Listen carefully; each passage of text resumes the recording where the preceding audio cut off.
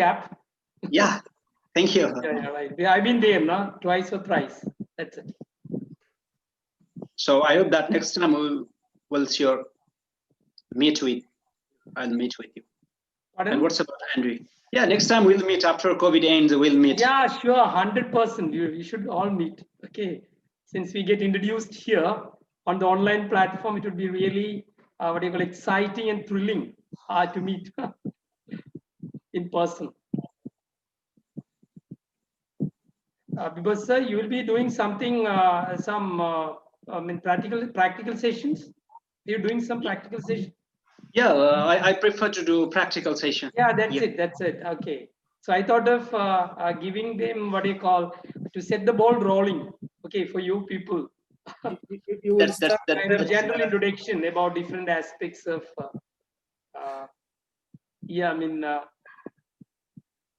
ICT in education. Yeah, that would be really great for us. Yeah. So when we provide different topics to our participants, then they really can learn some ideas, innovative ideas. So I thought of just giving an overall view of ICT in education, and you can take up what you call the specific topics. That's it. Hello, everyone. I understand. Hello, sir. Hi, sir.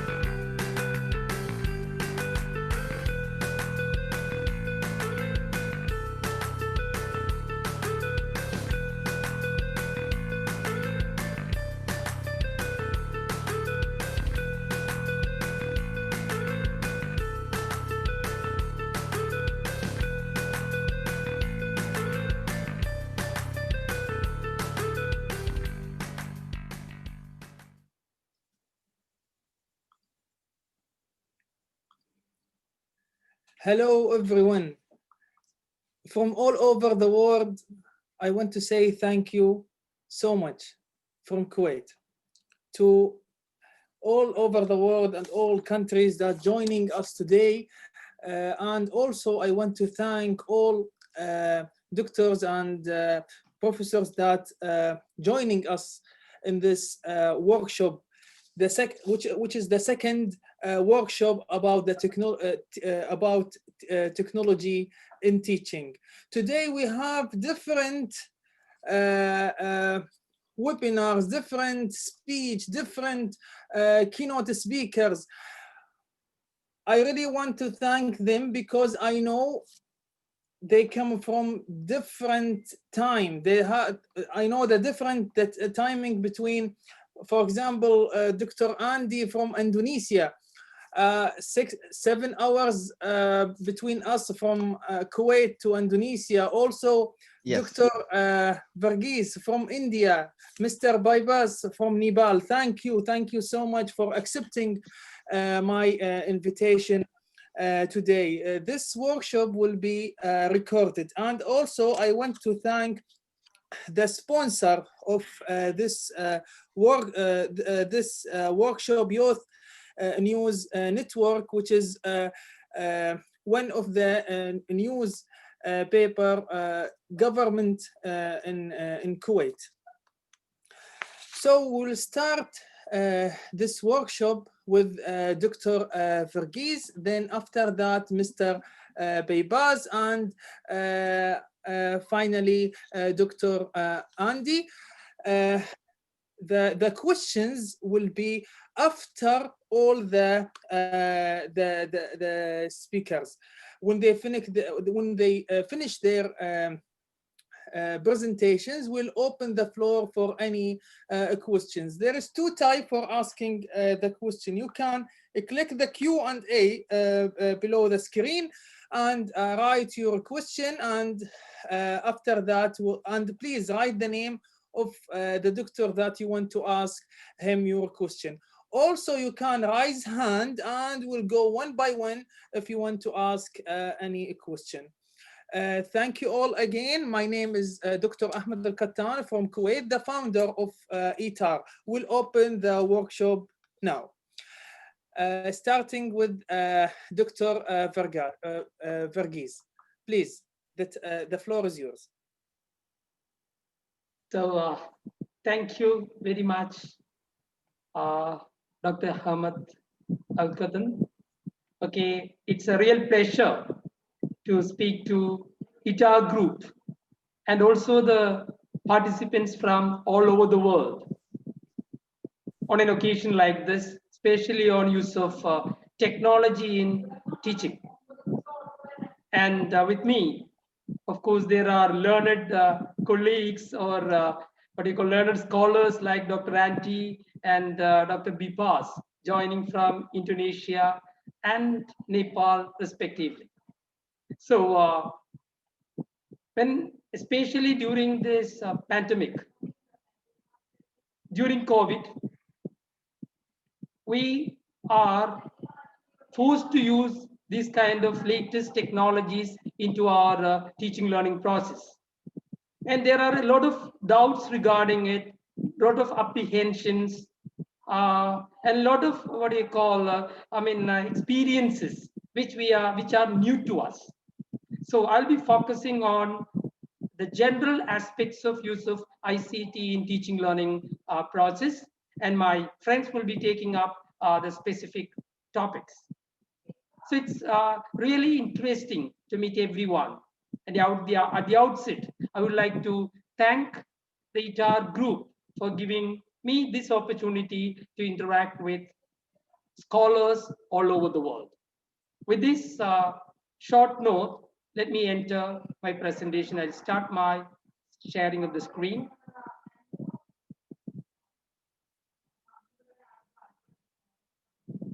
Hope it's clear.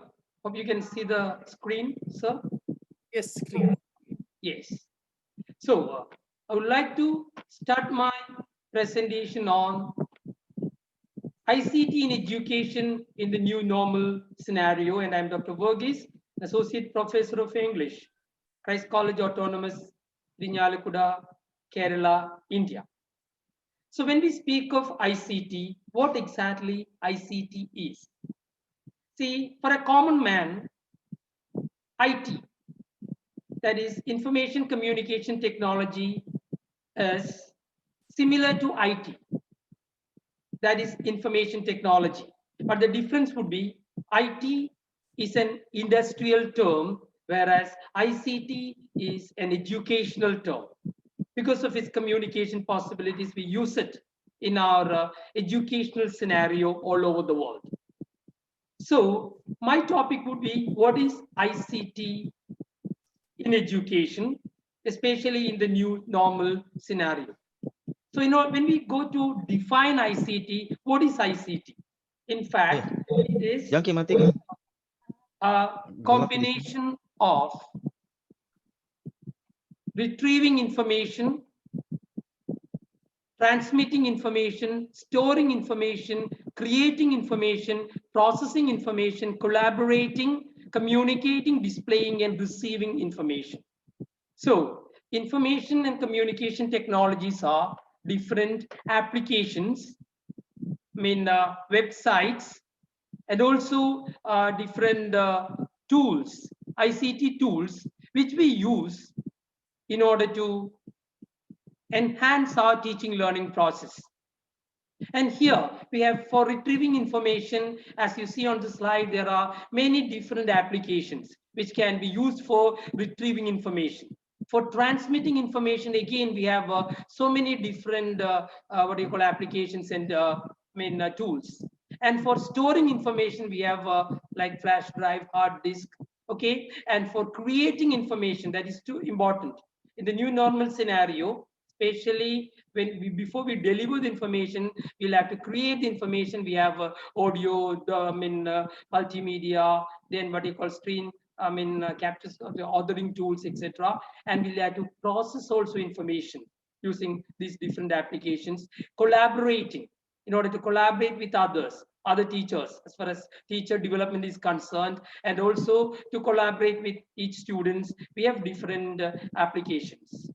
And then for communicating, we have e-forums, instant messaging, RSS feeds, wikis, email, a lot of different applications. And for displaying, we have so many different applications. And for receiving. So in a way, ICT can be defined as different applications and also the latest technologies that we use for retrieving, transmitting, storing, creating, processing, collaborating, communicating, displaying, and receiving information. And here, another scenario would be digitization. We know everything can be digitized, will be digitized. And we can digitize text, pictures, voice, video, all these can be digitized. Interactive conversations can be digitized. So in a way, interactive environments can be, the whole classroom can be digitized. That is a concept between, behind the virtual classrooms. Since instruction consists primarily of text, pictures, voice, video, conversation, and interactive environments, all of education can be almost fully be digitized. So we are, in that perspective, the whole education process can be digitized. And what is happening now is a kind of digital transformation of education. And specifically speaking, what is ICT in education? So we have already seen what ICT is, what are the different, what I call information and communication technologies are. Now, when we think of education, education consists of teaching, learning, assessment, professional development, administration. And professional development can be again divided into what I call research and extension. So this is what I call in simple terms education. Teaching, learning process is there, assessment process is there, professional development process is there, administration is there. So naturally, in the case of teaching and learning, we have content delivery and content creation. So two important aspects of teaching learning process is content delivery. And we have a lot of different platforms that we use for content delivery. We have synchronous platforms and asynchronous platforms, which I will be referring to a bit later. And then we need to create the content too. Maybe in the face-to-face classroom, we often go with a textbook and charts, etc. But here, for online delivery, whether it is synchronous or asynchronous platforms, we need to create the content. And we have a lot of different authoring tools for that purpose. Then when it comes to assessment, okay, where it is summative or formative assessment, we have different tools for assessing. We have e-portfolio, polling, wikis, LMS, learning management systems, quizzing tools, etc. Forums, Google Forms. So that is for assessment.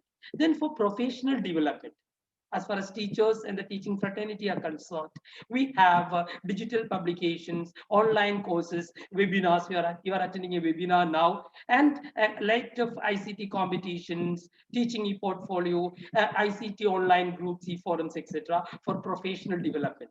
And if there are administrators attending, I'm sure that there are administration like scheduling, communicating, other resources. We have the administrating tools too. For example, we will have our office, school or college office will be automated, library will be automated, parent-teacher relations are automated. So naturally, but I'll be concentrating mainly on teaching, learning, assessment, and professional development, especially with a special emphasis to teaching, learning process. So here, ICT in education consists of different types of latest ICT tools which are used for teaching, learning, assessment, professional development, and administration. So that is ICT in education. And before we go to that, we have our own doubts sometimes regarding all this. And it is said that we learn 1% through taste, 1.5 through touch, 3.5 through smell, 11% through hearing, and 83% through sight. 83% through sight. So when we use especially latest digital technologies, we can, in a way, bring maximum of visual effects, and of course hearing. I mean, other than the face-to-face classroom, okay, we can use it for the blended teaching too, blended teaching learning process too. But 83%, 11%, and 30. Okay, smell and taste. Other than, touch, hearing, and we are also now speaking of kind of artificial intelligence. Maybe the latest technology. So here, generally speaking, we can, in fact, use all these on a platform, on an ICT platform. So that is a great advantage. Another one, it is said that we remember 20% of what we hear, 30% of what we see, 50% of what we see and hear, 80% of what we say, and 90% of what we say and do. So naturally 20 plus 30, 50% of what we see and hear, 80% of what we say. So when we bring in the latest technologies, especially this can also be enhanced, because everything is one click away. We can bring in videos, we can bring in what you call graphics, everything with one click away, especially when we use latest technologies in our teaching learning process. And see, this is Edgar Dale's cone of experience. And here, see the tip of the cone. The tip of the cone tells us, see, it is least effective. The tip of the cone is, that is word method, word method, verbal method is least effective. And see the next one, chalk and board. Chalk and board, and the first technology in the classroom would be the chalk and board, first technology. All right. So chalk and board, charts, display boards, these are non-projected aids, and they are more effective than verbal method. But when it comes to what you call projected aids, they are more effective than non-projected aids like slide projection, film stick projection, PPTs, overhead projector, OHPs, motion pictures, etc. But when it comes to ICTs, latest ICTs, especially during a pandemic like this, direct experience can be, and that is most effective. So tip of the cone says that it is least effective, and as we go down the cone, the base of the cone is maximum, or direct experience is most effective. So it is a vicarious experience. So here, with the latest ICTs, latest technologies, when we combine them into teaching learning process, it becomes, in a way, most effective. So, when we think of this impact of information revolution, see, there is a metamorphosis. There's a total change of new processes and practices in all spheres of human enterprise. Okay, because I've read, I started my research. In fact, when I went through a particular book titled Children's Machine by William Purport, William Purport in his book says, see, and it's an event that is narrated in his book where 100 years ago, people lived, and especially three groups of professionals who lived here 100 years ago are traveling in the future to see how things have changed with their life. And they are, of course, the bankers, the surgeons, medical surgeons, and teachers. And medical surgeons, they lived here 100 years back. When they entered the operating room or the operation theater, they were wonderstruck. They couldn't do anything because all gadgets were electronic gadgets. And the second group, bankers, they were stunned to see people collecting money from the roadside as they were traveling into 100 years in the future because, of course, ATM. But when teachers entered the classroom, they were quite comfortable. The same desk, same benches, the blackboard might have changed into a green board or white board, and now a smart board. So metamorphosis or complete thorough changes are taking place in all walks of life, as far as, and they are used for the benefits of the stakeholders. Whether it is banking or medicine or law, but they say that we are a bit slow, but now we have, we have gained momentum, I should say, because of COVID, because we are using these kind of latest technologies profusely to reach our students. So there is a metamorphosis. Okay. Another one is this information revolution or industrial revolution 4.0 has revolutionized human interactions across the world. That's why now people from different parts of the world are attending this webinar. And finally, emergence of global village. So there are a lot of changes that have come over. So naturally, in the emergence of global village, we teachers are should try, or we teachers should try to bring the world into the classroom. See, there's a saying that earlier it was a good teacher was a person who considered four walls of his classroom his world. That is 100% dedicated teacher. But now in the new scenario, a good teacher is a person who can bring world into the classroom. And now it's a global village, and we can easily, with the latest technologies, ICTs, we can bring the world into the classroom for our students. And what are the educational implications of COVID-19? Okay, educational implications. There is tremendous challenges to teachers. I would say tremendous challenges to teachers. When I say tremendous challenges to teachers, I mean it's not in fact challenges. They are opportunities and possibilities. And what are these opportunities and possibilities for teachers that COVID and also the digital transformation has given us? To rethink our basic tenets, our basic principles and beliefs of teaching learning process will have to be rethought, to deploy media in creative and productive ways. See, we have media and the latest media and technologies with us. We should use them in creative and productive ways in our teaching learning process, and to restructure education to respond progressively and constructively to the social and technological changes. A lot of changes have, and we need to restructure our education to respond progressively and constructively to the technological changes of the times. And what exactly is the influence of COVID on education? There are a lot of positive outlooks, and there are also negative influences. And when you think of positive outlook, one is opening new avenues of field of education. See, the COVID. If not COVID, I'm sure that we'll be continuing the same system of education, okay, face to face. But now things have changed a lot. Opening new avenues of field of education, paving way for learning new resources. And now we have met with a lot of new resources. And I should say this pandemic has paved way for this learning new resources, giving an opportunity to experience new technology interventions. And here we have a lot of different technological interventions now in teaching learning process, which would have not been there if such a pandemic never struck us. So that is positive. Enabling learning new skill sets. I'm sure both teachers and the budding teachers, research scholars are now into learning, equipping themselves with new skill sets, where there is both technology and pedagogy, reinforcing the need for continuous learning. Yes, now we know that with latest technologies and ICTs, it is learning anywhere, anytime, at any pace. So that is all. Then creating a totally new education vertical. Vertical education means teaching students of different ages, maybe in the same class. So these are all very positive outlook that we have. But there are negative influences. I don't deny that side. Closure of institutions are closed for months now.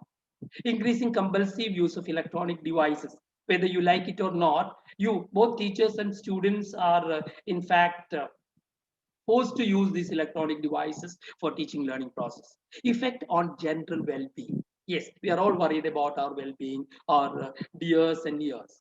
Then social disengagement is also there, because we are not going out. We are not in a fact, freely mingling with people. There is social distancing and a lot of what you call bans now.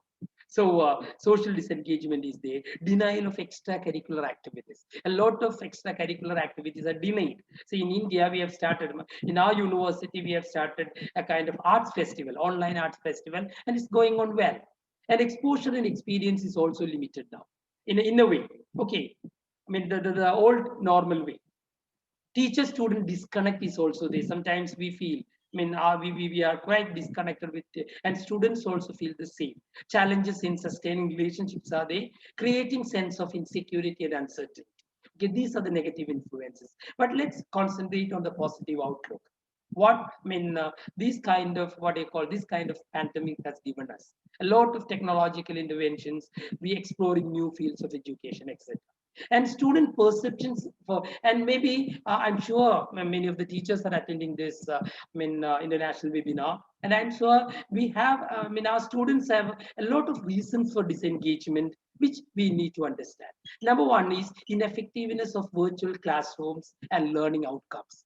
We often say that, at least, and I should say students have teacher taught mindset. Both teachers and students think that teaching learning process can take place only in the classroom.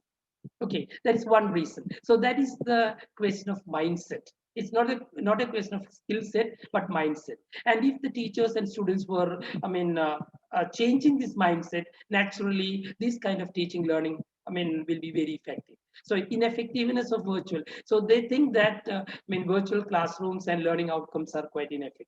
Another one is limitations in interaction. That is another reason for student disengagement. Absence of community feeling and class atmosphere. There is a absence of community feeling now. Okay, because we are not going to classes, or we are not meeting, the students are not meeting their friends and teachers in the classroom. A sense of isolation is there, both for students and teachers. Unconducive home environment, because teaching learning process was used. We believe that teaching learning process usually took place in the classroom, and hence, and some home environment are quite unconducive. Okay, because home was not a place for 100% teaching learning process. So there are some problems. Then, of course, there are a lot of technological challenges, technical glitches like bandwidth, laptop, desktop capability problems, then inadequacy of resources, often requirement, that is the digital divide, requirement for more than one laptop. If there are two or three, children at home are learning, okay, students and teachers are they need more gadgets for that. Weather is a big problem now. Okay, weather can what do you call, in a way, create problems. And power situation is also should be taken care of. Okay, power failures also may happen. Then lack of individual attention, that is another problem. Teacher learner responsiveness is also limited. Computer fatigue, often we are tired of looking into the screen, our eyes get so. Then content conflict, that is another problem. Content conflict, when the classes are given one after another, especially on screen, okay, through these gadgets, there is a content conflict also. That how to address the student concerns, to prepare students for the change they will undergo by induction programs. See, we in India are having such induction programs nowadays, okay, because admissions are going on, and we are planning for induction programs both for students and teachers to face what do you call this kind of teaching learning process. In the new normal. And another one is do not force, compel, or pressurize by overloading academic sessions. That's also something very important. Give breaks for them. Readjust the pace of teaching, which we teachers can do. Create student familiarity by facilitating face-to-face online ice-breaking interactions. Okay, that also will help the students to feel at home. If need be, shorten class duration. The 1 hour class which was taken should be shortened into half an hour. Okay, so that they get extended breaks in between the sessions, which will make them comfortable. And to a certain extent, we can fight against the computer fatigue also. Content conflict can also be taken care of. To clear inhibitions and anxiety, create small group mentorship sessions. That is very effective. We have been doing it. Small group mentorship sessions so that students feel at home. Use of social media like WhatsApp for informal interaction offline with faculty. This also will help the students. Then enhance faculty role in classroom from fire to forget to guide and mentor. This is a very important what I call point, which I would like to make, because we often go to the class, give the class, and both students and the class ends forever day. But maybe in the asynchronous platforms, we have the class, in the video tutorials. It is there. The students can access it at any time. And there we have different types of learners. We have slow learners. we have medium learners and we have fast learners. So fast learners can go to the next, whereas the slow learners can go to the video tutorials again and again, which is not possible maybe in the face-to-face classroom. So from fire to forget to guide and mentor. Now, the impact of ICT on teaching learning. So here, this is also very important point when my friends are going to give you different tips or different what you call practical sessions. We should be in a position, because my duty here is to set the ball rolling, right? See, in ICT in classroom is bringing about change. So there is a big change in the way that teachers teach and the way the students learn, because most of our students are digital natives. So in the initial phase, they may be finding it a bit difficult, but naturally they will catch up very easy because they are digital natives. Whereas teachers will have to put in extra effort because many of our teachers are digital immigrants. So teachers' roles are changing and also student roles are changing in the new ICT classrooms, ICT enabled classrooms, whether it is online classes or offline or blended classrooms. So here there is a shift. See, the shift would be something like this for teachers and students. See, a shift from knowledge transmitter. A teacher in the face-to-face classroom was a knowledge transmitter and was considered to be the primary source of information. So from knowledge transmitter to a learning facilitator, a collaborator, a coach, a knowledge navigator, and a co-learner. So this is a big shift that is happening to the teacher, because teacher, I mean, he was a knowledge transmitter in the face-to-face classroom, because from the moment that we enter the class till the end, we are giving them classes. But now we have to be a learning facilitator, a collaborator, a coach. See, when we think of teacher is a person who always dwells in the thinking domain, in the cognitive domain. But a coach is naturally a person who will take into consideration not only cognitive domain, but also affective domain and also, the psychomotor domain, a holistic approach. Say a coach, a knowledge navigator, and a co-learner. And as far as classroom situation is controlled, it is teacher-centered. Our face-to-face classrooms are mostly teacher-centered, teacher controlling and directing all aspects of learning. But in the case of online or this kind of learning, teacher giving students more options and responsibilities for their own learning. So the students will have to be trained for that, because students will have to be self-directed, self-regulated, and self-motivated to learn in a online situation. Okay, even in so that's a change. So we are shifting a lot of responsibilities to students in this ICT or technology enhanced learning environment, and this would be that paradigm shift. Okay, this would be from the teacher centered classroom to a student centered classroom. And how can we make it student centered? It is a duty of the teacher, see, the to instructor to introduce all these different sources of information to the students. There are a lot of different sources of information which should be introduced by the teacher. But teacher can never be replaced. Let me tell you, teacher can never be replaced by technology, the latest technologies. Now we have AI, artificial intelligence, and the robot becoming teachers. But let me tell you, teacher can never be replaced. But let me tell you, a teacher who knows technology may replace a teacher who don't. Okay, so it is a teacher's duty to introduce all these different, all these different resources to the students.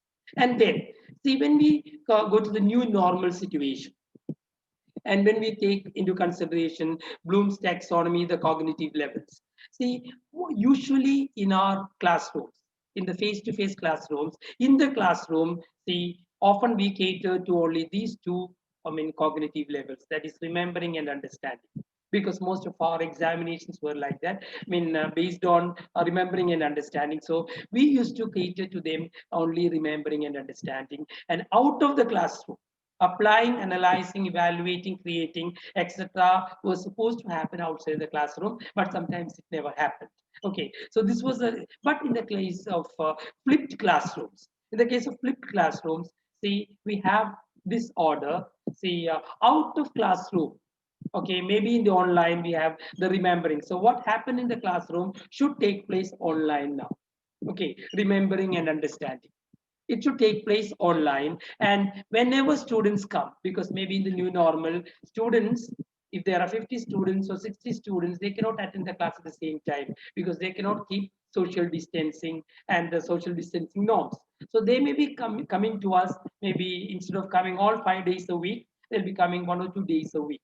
Okay, in batches, in smaller batches. Okay, in shifts. So what we can do is give them the class.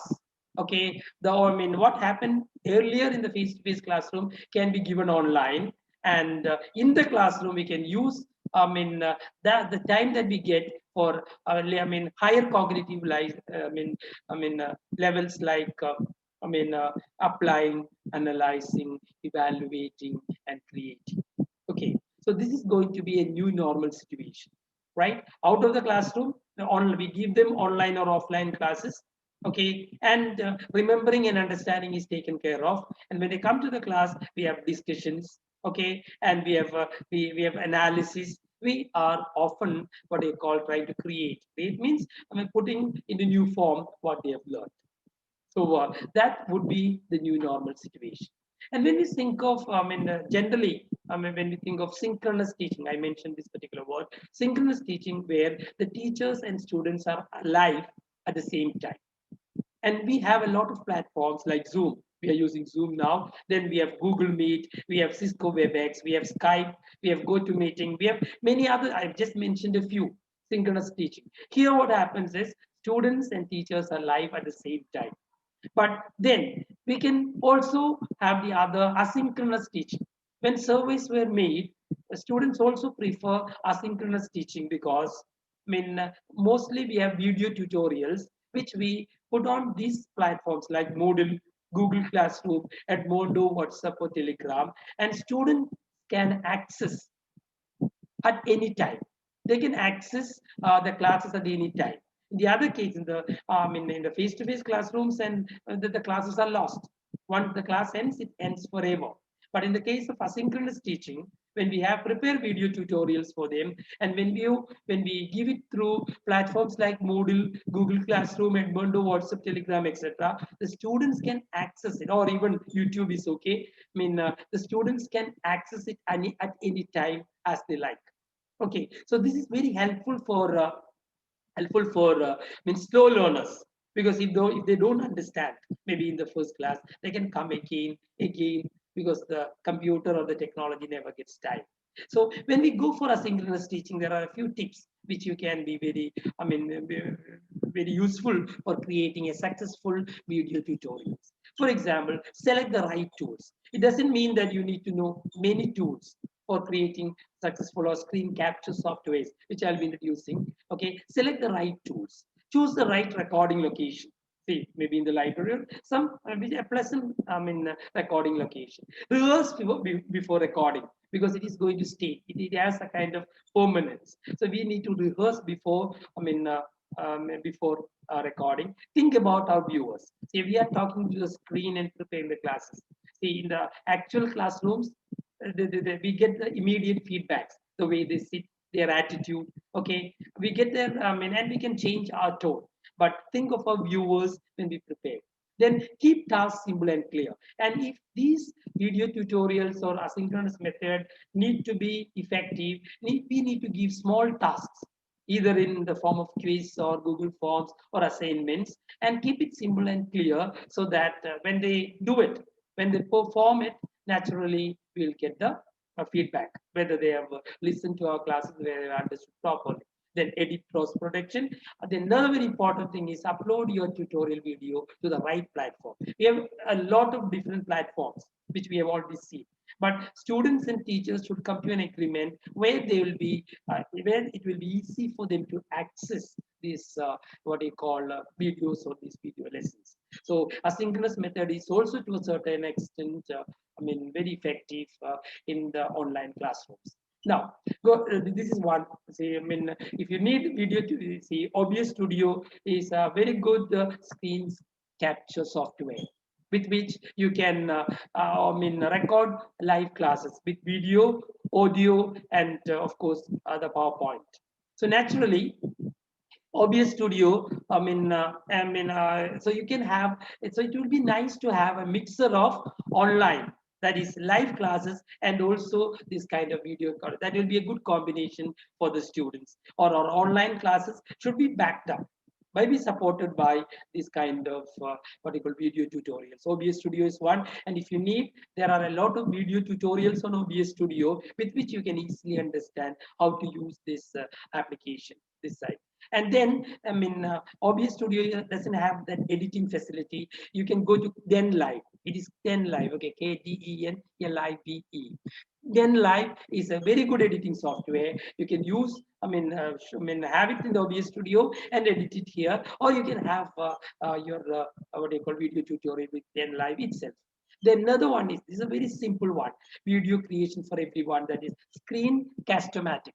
Screencast-O-Matic is a very simple application, a website. You go to the website will appear like this. Then just click on start recording for free, and you can, but one negative aspect is you can have only 15 minutes tutorials, 15 minutes, just 15 minutes, okay. And it's better to give such video tutorials in 15 minutes each, so that the students can, in small chunks, that is a chunking process, which will help the students to understand the concepts better.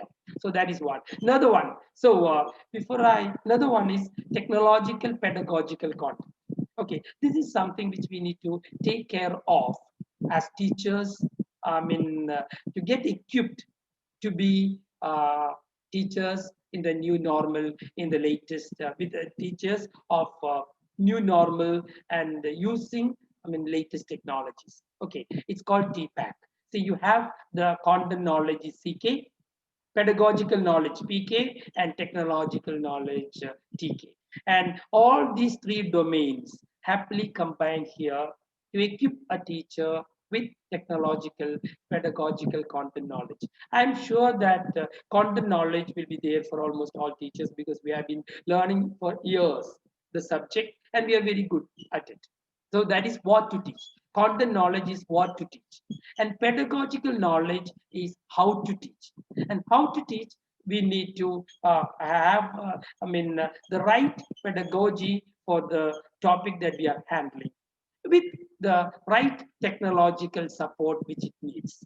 Okay, so when we have this technological, pedagogical and content knowledge happily combined here, it is the TPAC.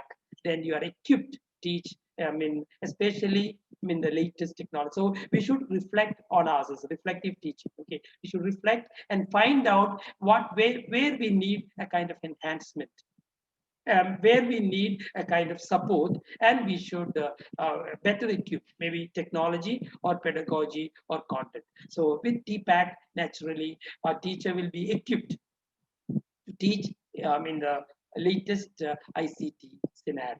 Now, so that doesn't mean that, this would be the different aspects. See, the skill set for 21st century, right? Building a new paradigm. There's a new paradigm happening. Then web access, okay, creative publishing, information management, thinking pedagogy, and a learning environment. So when you return home, maybe after this pandemic, in order to face the new normal, we should be equipped in this particular way. But let me tell you one thing: it doesn't matter how many resources we have. If we don't know how to use them, it will never be enough. So let's stop hunting up tools after tools, but let's, very judiciously, find tools which are needed for our students and for our subject, depending on the subject. I'm sure that teachers of different subjects are attending this webinar. So let's find out first what are the different tools that we need, the resources that we need to teach our subject, and limit us. And maybe we can stop hunting for the tools. So it doesn't matter how many resources we have, but if you don't know how to use them, it will never be enough. It will be something like that. Okay, right. And then to wind up, using technology successfully in a classroom is a mindset, not a skill set. I repeat that. Using technology effectively in a classroom is a mindset. So it is the mindset of the teachers that we have to change. And skill set we will slowly acquire, we will acquire. Okay, but the mindset should be changed first. And if you want to successfully use this latest technologies and latest ICTs, the mindset has to be changed. I used to say it is not the question of hardware or software, but it is the question of human wear. I repeat, it is a human wear. And what is human wear? The human wear is the individual teacher's ability to plan, design the the latest or the correct pedagogical stance of different technologies. Okay, so that is individual teachers' business. So we have softwares, we have a lot of hardwares, we have a lot of softwares, and they are in plenty. But what we need to have is but what matters is human way. That is individual teachers. With available technologies. Okay, with available technologies, how can we manage what they call our classes? How can we plan and design our classes with available technologies? That is human way. But before I wind up, I have to make one point very clear: who you become during COVID-19. Okay, so COVID-19, we have been affected with this pandemic for the last 5 to 6 months or more than that. And still 50% of us are afraid, 40% of us are learning, and just 10% of us are in the growth phase. So the full 50%, maybe the 50% who are afraid, see, they are grabbing toilet papers. You might have seen in the beginning of the pandemic, there was a short of toilet papers, and we have find the difficulties with which the fights they had. Okay, and 50, and then complain about having to sit on your ass just to sit because you are grumbling, you are complaining, and we often complain, is this not over yet? And sometimes people sleep until 12 to 14 hours every day, just saying that we have done. So nothing to do. That is afraid. People who are afraid, almost 50%. But 40% are in the learning phase. They are using the time to learn new things, find ways to stay productive, give up what you cannot control. Okay, what we can, because still till the vaccine is invented, we have nothing much to do. What we can do is stay at home, stay safe, keep social distancing, use masks. Okay, so give up what you cannot control. Take action with our extra time. We need to, if you get extra time, do something useful with that. Live in the present, not in the future, and work hard. That is a 40%.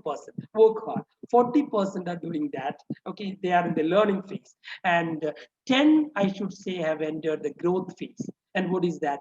Plant the seed for something amazing. Okay, something amazing to come. Identify this time as potentially life altering.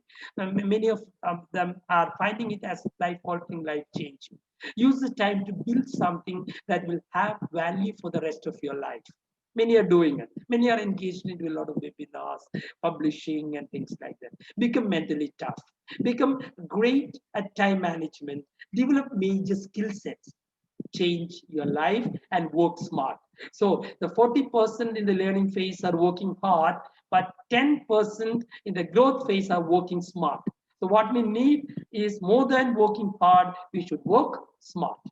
Yeah. So, so that's what I would like to convey. See, one needs to do smart work rather than hard work, because hard work, everyone knows the story of crow, which finding a pot half filled with water, picked up a lot of what you call stones into it, and when the water level rose up, it drank.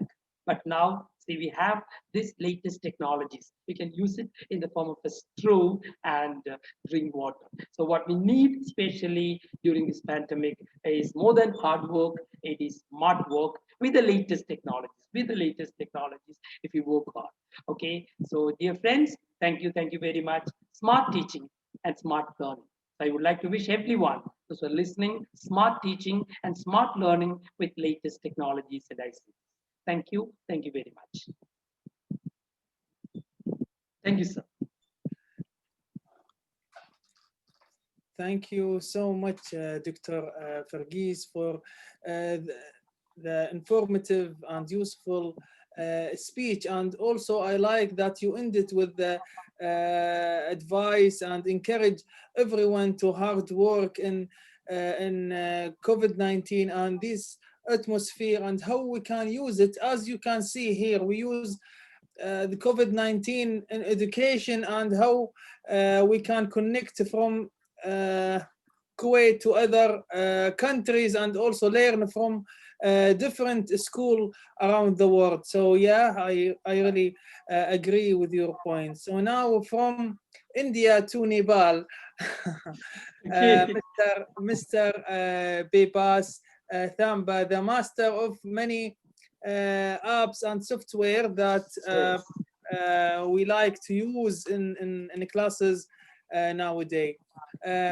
Thank you, Dr. Vigris, for your presentation. Thank you. So it would be like, sir, from theory to practice now. Yeah, now timing for practice, exactly. Thank you. Thank you. Mr. Bebas, the floor is yours. Thank you, ITAR group coordinators and all the members, especially thanks to Dr. Ahmad for providing and as well as organizing this webinars as during this COVID-19 pandemic situations, as everything has disrupted and every semblance of normalcy in our lives. So let's turn this crisis into opportunity and let's learn and share globally. So here, ITAR has doing the lots of good activities and providing alternatives to classroom teaching and learning at the present moment. So thank you, Dr. KJ Varghese, my colleagues, for your wonderful presentation. Now, let me share some of the practical tools that all the educators right at the moment you can use it. So my session will be a practical one rather than theoretical one. So let me share my slide.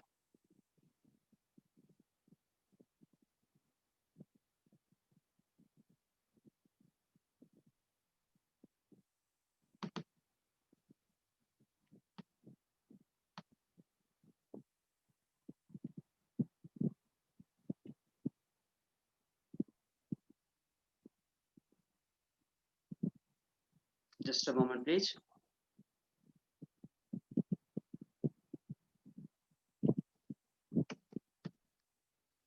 So today I'll be sharing with you some practical tools that would be the quizzes, tube quizzers, similarly Flippity and Flipgrid. If the time remains, then I'll be sharing and discussing more tools. If not, then let me at least complete the 3 tools and you can use in teaching and learning purposes too practically. So let me share my slide here. Okay, please. Is my share slide visible? Still not. I hope Okay. that is. Yes, that's visible, sir. Yes. Yes, thank you. Yes, now it's okay. So, good evening from Nepal. And regarding my interest, let me share some of the websites, some of the tools that I have been using and working as ambassador of it. So on your interest, I will be sharing the tools. So if the tool that you have already used, that if it's not the new one, I would like to request the Palud participants to mention in the chat box too. In upcoming session, I will be sharing the new tools. So I hope that you will share in the Flipgrid too. So I'm working as ESL instructor, AEE teacher, and the interesting one is I'm working as Microsoft Innovative Educator Expert as well as Microsoft Innovative Educator Trainer for 2020 and 2021. Similarly, I'm also TESOL certified, as Dr. Varghese had said regarding the professional development. So there are so many courses that I have done. If you are interested to do professional development course, then you can join, you can enroll in different professional development courses. And if you want to do the assignment of your student, then you have to use the different tools for all the skills. It means that for listening skills, writing, reading. So for all the skills, you can use the different tools. There are so many tools are available at the present moment. So the main thing is that you have to use the tools. So as we all know that Facebook needs update, even Google needs update, our Gmail accounts need update. We are the human beings. If we are the teachers, 21st century teacher, and if we don't be update, then what's happened? We can't imagine the future of our student also. So let's try to be update and let's learn something, let's implement also. Similarly, working as Skype master. So now those tools that I have been integrating ICT into my ELT classroom. Here mainly I'm talking regarding the ELT or ESL1. So I'm working as a Flipgrid certified and EduPuzzle too. Similarly, I'm working as CISA ambassador, lesson up ambassador, Wakelet ambassador, Nearpod ambassador, vocabulary ambassador, ubiquitous based learning, as it is also one of the learning management system. So I'm working as facilitator of it. Similarly, Nelson McQuan for ICT Cell coordinator and 21st DG Skills Ambassador. So among these all are the tools that I have been sharing in different international sessions. So here, today among these tools, I will be sharing with you TubeQuizzer. It helps in the listening purpose as well as the pronunciation. I'll show you the practically. And another one would be Flipgrid. Similarly, another will be Flippity. So 3 tools I'll be sharing with you all. And if the time remains, I'll talk regarding the Nearpod vocabulary. So all the respected educators have a patience, please. On the basis of level of students, on their interest, we can use any tools. The tools that I am sharing with you all today, it may not match with your level of your student in that conditions, because if you are basic level teachers or the primary teacher or the university lecturer or professor or somewhere else, if you are teaching, in that conditions, I'll be sharing the 3 tools for you. So whatever the level of your students, that among that 3 tools, I'm sure that one tool will use, or you can use that one tool. Now, let me go further here. So I would like to start from the quotation here. If we teach today, as we taught yesterday, we rob our children of tomorrow. So let's try to be the different one. Let's try to be the role model for our students, because we are in the respected field. Now, web tools. There are so many web tools, as earlier I have informed you that, like Flippity, Nearpod, Socrates, and so many tools are there. So here I'll be sharing only the major ones. So here I'll be sharing at first the TubeQuizzer. What does the TubeQuizzer mean? And some parts, let me share you the theoretical, let me give you the theoretical concept. What is the TubeQuizzer? If we are new to it, so let's be perfect on it. And if we have already used, let me hear experience also. So TubeQuizzer, at first, let me share you what is the TubeQuizzer means and what are the benefits of using TubeQuizzer. So before that, let's have some discussed, because at the present moment, all the educators are using the technology, because we don't have any alternative except using the technology in our teaching and learning purposes. So during this period, what can be the advantages and disadvantages or the potential difficulties of using authentic video in the classroom? Think of at least 2 for each. What are the problems when we show authentic videos to our students? What are the problems? And what are the merits as well as the demerits? So let me explore these things today and then go to the practical parts. What are the advantages?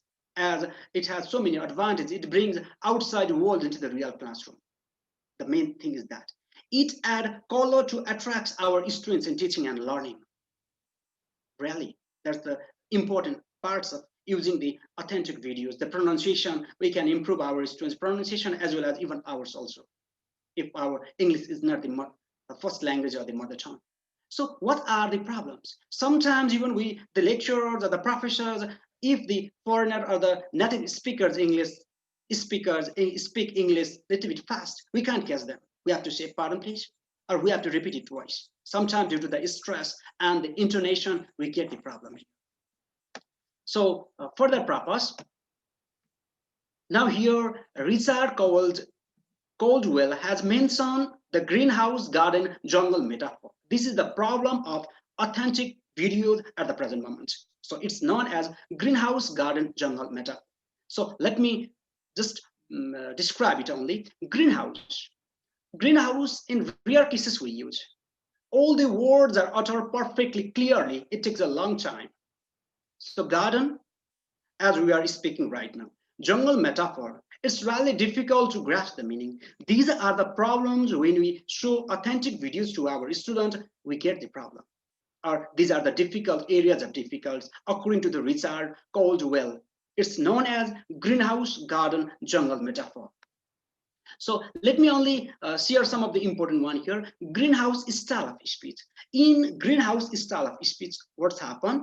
Every words are treated as if they are isolated plants, each one separate. For instance, I am presenting a session. So every words are isolated. So this comes under greenhouse. Some we don't use, or we are not habituated, or in rare cases we use that sorts of languages over here.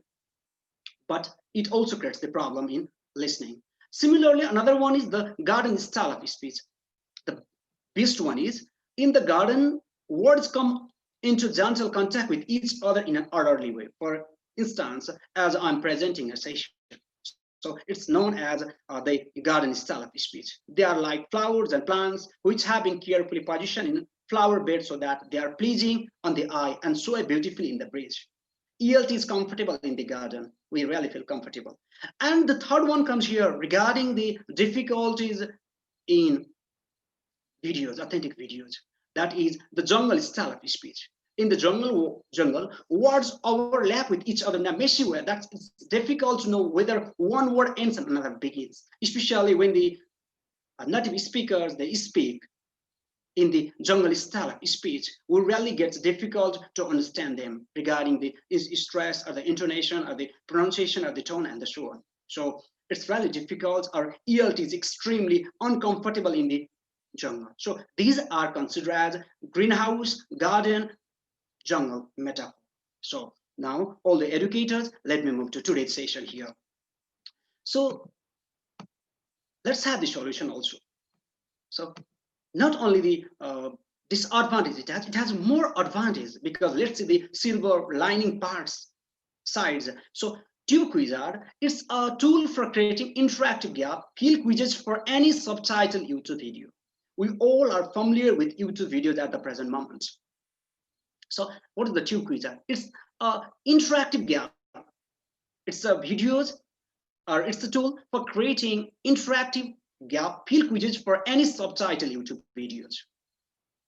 So we can, if you are interested, let's have some practical tasks also. So if you are using single device and getting problem to use practically, please not download a screenshot so that you can use it, as it's interesting for all the educators, all the levels of teachers, because it helps in the pronunciation as well as listening as well as writing too. So let's go to the practical. And for that, you have to visit tubequizard.com, tubequizard.com.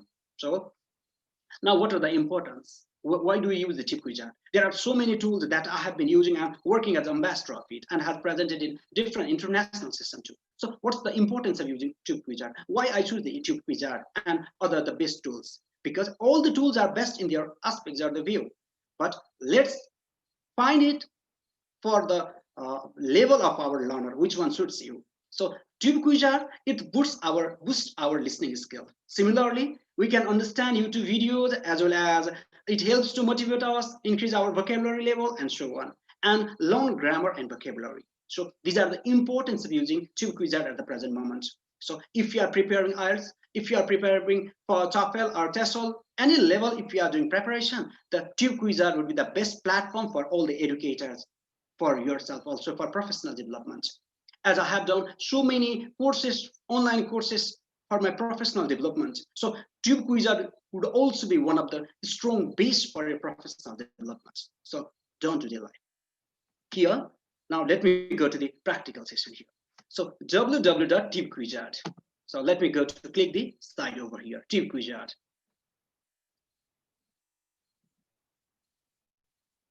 So, okay, please, let me share you. So if you are, I hope that you are going with me. So Tube Wizard, this is the first page of Tube Wizard. So if you click www.tubewizard, you don't have to sign up, you don't have to log in. It's very easy. And when you click the link of Tube Wizard, your first page will be appear in this way. So remember, the important features of Tube Wizard is that 2017 Alton's Innovation Awards finalist. So that's why also it's the best for all of us, despite of our level 2. So let's see here how we can use the Tube Wizard practically too. So when you click, there will be quiz collection, and in quiz collection you can see so many videos over here. So many videos over here you can see here. So let me share one on the videos right now. And level, what's the level of your student or your, or you can do self-evaluation too. A2, B1, B2, C1, C2.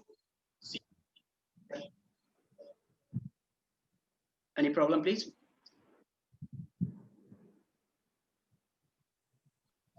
No, it's fine. Mr. Okay, some background noise was here. So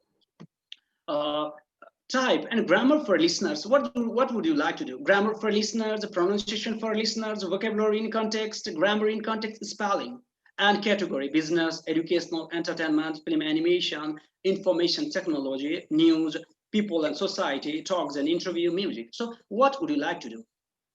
So my internet connection is not good here. So I have that. Are you getting me? Is my script visible? Yes. Okay, please. So yeah, thank you. So this is the first page. Now here, how to use it? Let me share one. Just let me click the one link. For instance, if we want to improve the comparative adjectives, if we want to teach comparative adjective to our students, or if we want to evaluate ourselves, how far we are good in pronunciation or in listening skill. So if we want to evaluate, so let's click any topics that suits you. So just I click as a sample, I click here, grammar for listener, comparative adjectives. So regarding if we are teaching tenses or the vocabulary or the spelling, you can click any links over there, and you can hear the video audio also, and as well as you can see the video. But at the same moment, when I'm using the speakers for Zoom purpose, I am sure that you may not hear the sounds of my video, but also you can get some ideas and you can do it practically yourself too. So just I click here on one link here. So that link is, it's echo is coming over here. So I click here on one link, and the link is, so this is the link. So please, all the educators, you can see here. I click on healthy and unhealthy, 7 facts about coffee you probably did not know. So instance, let's hear how far we are good in listening, how far our pronunciation is, or how far we can understand the pronunciation of native speaker. So for that purpose, you can see one text over here. A coffee is effective in boosting brain performance for those suffering from jet lag or shift work sleep disorder. However, never drink coffee on an empty stomach, since that will do the direct opposite. So here I'm not going to talk regarding the coffee, but we are giving focus, or this video focus on comparative form of adjectives. So let me click here. If I click here, so just a moment, automatically the video plays.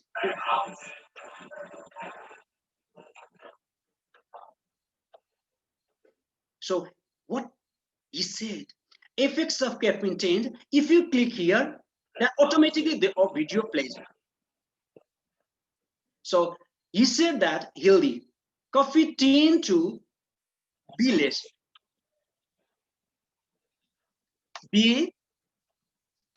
Coffee tend to be less. Okay, let's see here. Let's check it whether our we got the correct pronunciation or not. So well done. It means that I got the correct pronunciation. In this way, we can improve our listening skill. Similarly, if you want to hear all the text, then just click over coffee, click to play. Automatically, when we click on the sentences, the video plays. If you want to just find the answer or just want to hear the comparative form only, then you can click here in the blank space, like for instance 2 number. Let me get you here. This is because coffee alters your immune system. Okay, I got it. So video may not be audible for you because at the same moment I'm using Zoom and that sound system may not support you. So he said that when I click here, what did he say? He said that according to scientists from several countries, coffee reduces the risk of premature death. This is because coffee alters your immune system. Then he said that, okay, if I write here any wrong word, for instance, healthier, healthier. If I write this word and if I check it, no, yeah, healthier, make it strong. And another one is also, let me write here, healthier, healthier. So let me check here. Not quite. So my first answer was incorrect. It means that I have to listen again. What did he say? Let me again repeat here. So if you click here on the yellow parts, then automatically our video plays. So in this way, we can improve our listening skill. And not only that much, please have patience and wait here. When you feel all the exercises, when you do all the activities, then if you click on calculate score, you can find your own score also. So your score 2 out of 7, perhaps you could have saved the link and revise this quiz later. So in this way, we can develop our listening skill as well as pronunciation skills too. So now, all the educators, please have patience. So if you want to play the video and give the students in the printed form, distribute the papers, then you can also click on Control plus P. If you click on Control plus P, then you can print that paper and you can distribute and you can play the sound. So you can see here practical one also. So I just click on Control and P. When I click on Control and P, it's loading here, maybe due to internet poor internet access. It's just loading here. So you can print. Yeah, you can see over here 7 facts about coffee you probably did not know. So you can give this task, you can give this paper to your student. They listen the text or they listen the video. When they listen the sound, they can see the video also. They can get the correct pronunciation. And when they feel all these things, we can take the assignment our student. So in this way, Tube Wizard helps to develop our listening as well as reading also, because when the students read, it directly supports for reading skill, and when they write, it improves their writing skill. When they listen, then it supports or boosts their listening skill also. In this way, we can use the Tube Wizard for teaching and learning purposes or for our own self-evaluation purpose too. So here, if you want to develop your professional, if you want to have a professional development, so please, I would like to request all the educators who are watching us lively from the different countries, you can do the tasks practically too, and you can do it also. And if you want to evaluate or if you want to teach these specific parts to your students, then you can provide in the printed form too. So let me go back again. So I hope that my video is audible here. So now, if you have the questions that among these so many videos, just I want to source the best video for my students. If you feel that you want to share only the best video, in that condition, how to find, because all the videos may not interest for your learner. In that condition, please just have a patience. If you want to teach article, if you want to teach preposition, if you want to teach past, simple past, or the present continuous, whatever the topics regarding the grammatical item you would like to teach, in that condition, what you can do is that just click on Control and F at the same time. So please, I'm saying again, if you want to print out, Control and P, as it's all the educators, you might have got it or you are already familiar with it, I'm sure that. So if you want to choose the topics without wasting your time quickly, then click on Control and F at the same moment. When you click Control and F, automatically the search button comes over there. So what would you like to teach? Would you like to teach past simple or the articles? Instance, articles. I want to teach my students articles.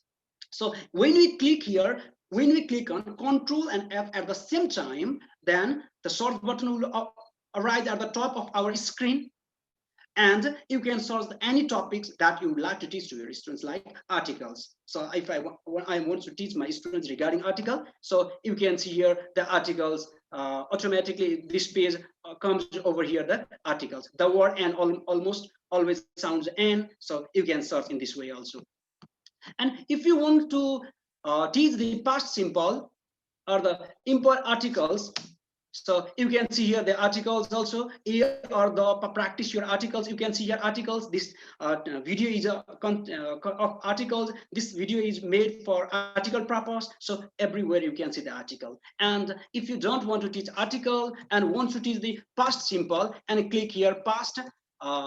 Yes, I am PL simple. If you click on past simple, you can see so many videos regarding the past simple. So in this way, we can teach the grammatical items to our students, whether in printed form or whether in the video form. So in this way, we can use the tube wizards.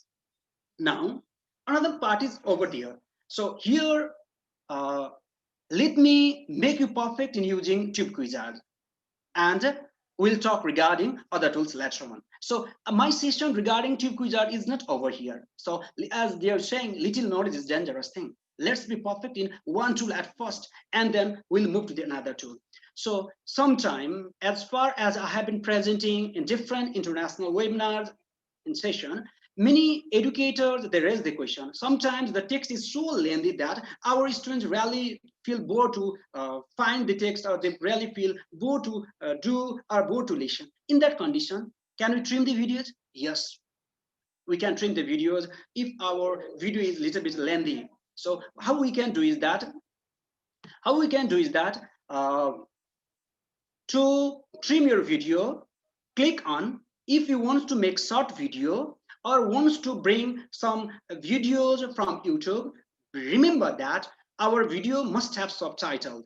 Only subtitled video can be used in tube wizard, or we can edit. For instance, okay, please let me again click here, healthy and unhealthy. Let me click here, so all the educators can have the practical concept also. So if my video is long enough or it's lengthy, because see, you can see here so many lengthy, and if our learner feel really bored to listen all these things, so where to go? Just go and edit the quiz. Remember this thing. If you want to make the video, trim your video short and switch with the correct answer, you can click here in edit the quiz. When you click on edit the quiz, what's happened? These sorts of pages will arise in your desktop too. So now time the video. So just I want to make this video very short. If I want to make this video short, so you can see here start duration, just only 1 minute. I don't want to make my students boring by making the long videos. For instance, if you feel so on the basis of your level of your learner, so you can show them the films, animated film also, entertainment, and so on. Vocabulary also can be used, spelling, they can learn it by seeing the video. It brings the outside world into the real classroom. And another one, if you are not English teacher, in that conditions, do you think that tube wizard session is not good enough for you? No, because when you short some videos, that videos may gives you the knowledge of geography, that video may give you the knowledge of health. So whatever the subjects you are teaching over in your country, you can select any videos on the basis of your subjects, and you can share or you can show to your students. So now, if you want to make the video short, let's click on search. If you click on search, what's happened? It's please wait. Yeah, it's searching. If you want to make a video short, just go to edit the quiz, click on edit the quiz. When you click on edit the quiz, then you can trim your videos. So here, due to the internet problem, maybe it's loading here. Please wait a little. So it's loading. It means to say that we can trim our videos also, and we can provide to our students in paper form or in any other link also. We can provide them link also. So in this way, tube wizards supports our pronunciation. It's directly supports in our professional development growth, as well as boost the listening skills of our student. So here, due to the slow internet problem, let's not wait, because I have another more tools to share with you all today. So that's why let's not wait. Just get the concept that if you want to make your video very short, just click on edit the quiz. And when you click on edit the quiz, reduce the time. And when you reduce the time, some option would be eliminated, some options would be yeah, removed from there, and as your interest, as your length, however you like to, how you make it the length, you can determine yourself. So in this way we can use the tube wizard video. So now all the educators, if you want to, now the questions comes maybe come over here.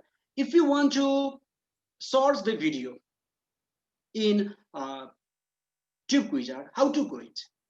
For instance, if the video that you want to teach or improve the pronunciation of your students, if you could not find it, sometimes being educator, being a teacher, we may have our own YouTube videos. In that conditions, in that scenario, please go to the Google and then mention the topic, comma CC. If you provide topic and CC, in that condition, you can bring the videos that is subtitled. That video may be made by you. It doesn't matter whether it's made by you or prepared by you or other educators of the world. So you can see so many videos over in the YouTube, and you can provide the link or printed forms to your student. So in this way, we can improve the listening skill of our students. So please, regarding my YouTube wizard, if you have any queries, let me get it. Mr.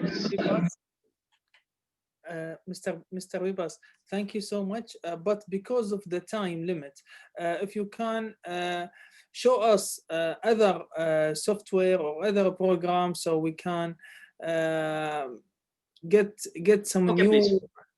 Yeah, better. Thank Okay, you. yeah. Let me continue, because so many tools. So now for all the educators, I would give you one link before I jump to another tools. So please, as I can just slightly tell you that, except in English and the British and American English, other language is not over there in tube wizards. So I have to honestly say these things. Later on you can also see over there. So other language like Spanish, French, they are working over it as far as I have seen the websites. So only it's found in the English too, not in the other languages too. So for any country you can use for English purposes here.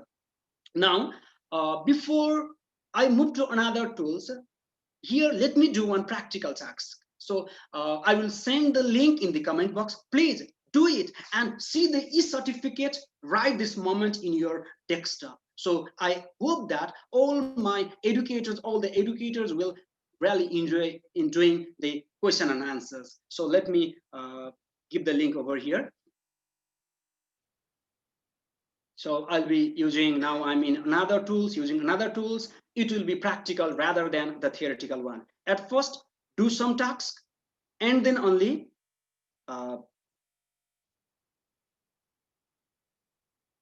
it's loading, maybe internet.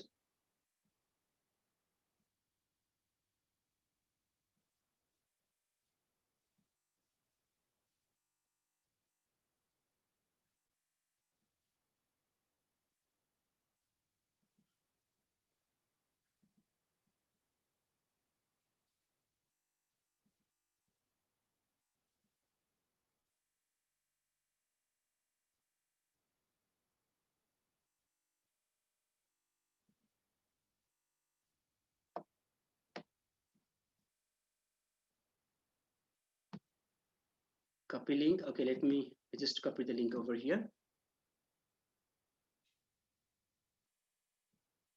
So, okay, attendance. Let me provide the link over here in attendance list so that all can use it. So please, I hope that.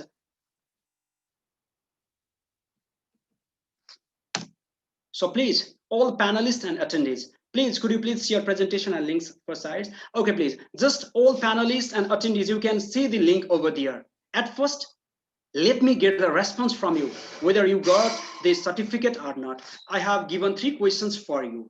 When you give the correct answer on the basis of tube quizzer that I have presented, you will have the certificate on your desktop. Why I'm using the flip tools at the present moment? So because for the assessment, there may be the different question that certificate, e-certificates does not add any values in the student's life also, but it motivates them. When we provide some rewards to our students, it really supports them, it really encourages them. Many educators I have seen here, many educators responses or comments over here, do we get the e-certificate? Yeah. So for e-certificate, it may encourage their confidence level, or it may motivates them when they get the e-certificate. So being educators, if we feel so, then what's about our students? Really, when they get the e-certificate, it supports them, it encourages them for further learning too. That's why, please, all the educators, wonderful. Yeah, no. Please just use the link and then just click the link. The site did not open. So I would like to request my one educators, please. So please click the link. Is the link working? If not, then please let me give you another link also. Could not be raised. Okay, please have patience. Attendance link. No, this is not the attendance link. I don't know regarding the attendance. That will be. It doesn't work, Mr. Bivas. Yes, working. I can see here my one educators, my respected guru from Nepal. He has written, yes, working. So please, it doesn't open. I don't know what's the reason behind it. So Ganesh sir, would you mind pasting the same link here in the attendance chat box too? So please, not open link. Okay, sir, have a patience, please. Yes, it is working for me. Okay, it's working. I don't know what's the reason behind it. Yeah, okay, now you can see here. Ganesh sir, my one guru from Nepal, he had pasted the link over there. Not working, www.flippity.net. So for a few educators, the link is working, and for other educators, I don't know the reason behind it. Maybe the internet problem or the connectivity. This is also did not work. It's working. Diliram Kotel sir, thank you. So please, would you mind pasting the comment, the link in the comment box? So it's working. It means that when you open the link, so it's working. I can see here, because before I move to another session. Okay, please. If not, then let me use the link. Let me open the link here myself. So please, all the educators, when we click the link that I gave you is the same link. So please let me copy here again. What should we choose? So please, just a moment. Now click the link. Yeah, success. Doctor, yeah, thank you. Web page not available, it says. So don't worry, please. I have given here one more link. So please just use it, because let's have some practical knowledge rather than theoretical. Let's not know regarding what does the flippy T tools do, or what does it do. Let's not know regarding theoretical, but let's have some practical concept, and whether it is applicable to our students or not, let's finalize it. So when we click the link, it's working. Thank you. So it's working. When you click the link, you will see your name. Your name. What's your name over there? Okay, for instance, Dr.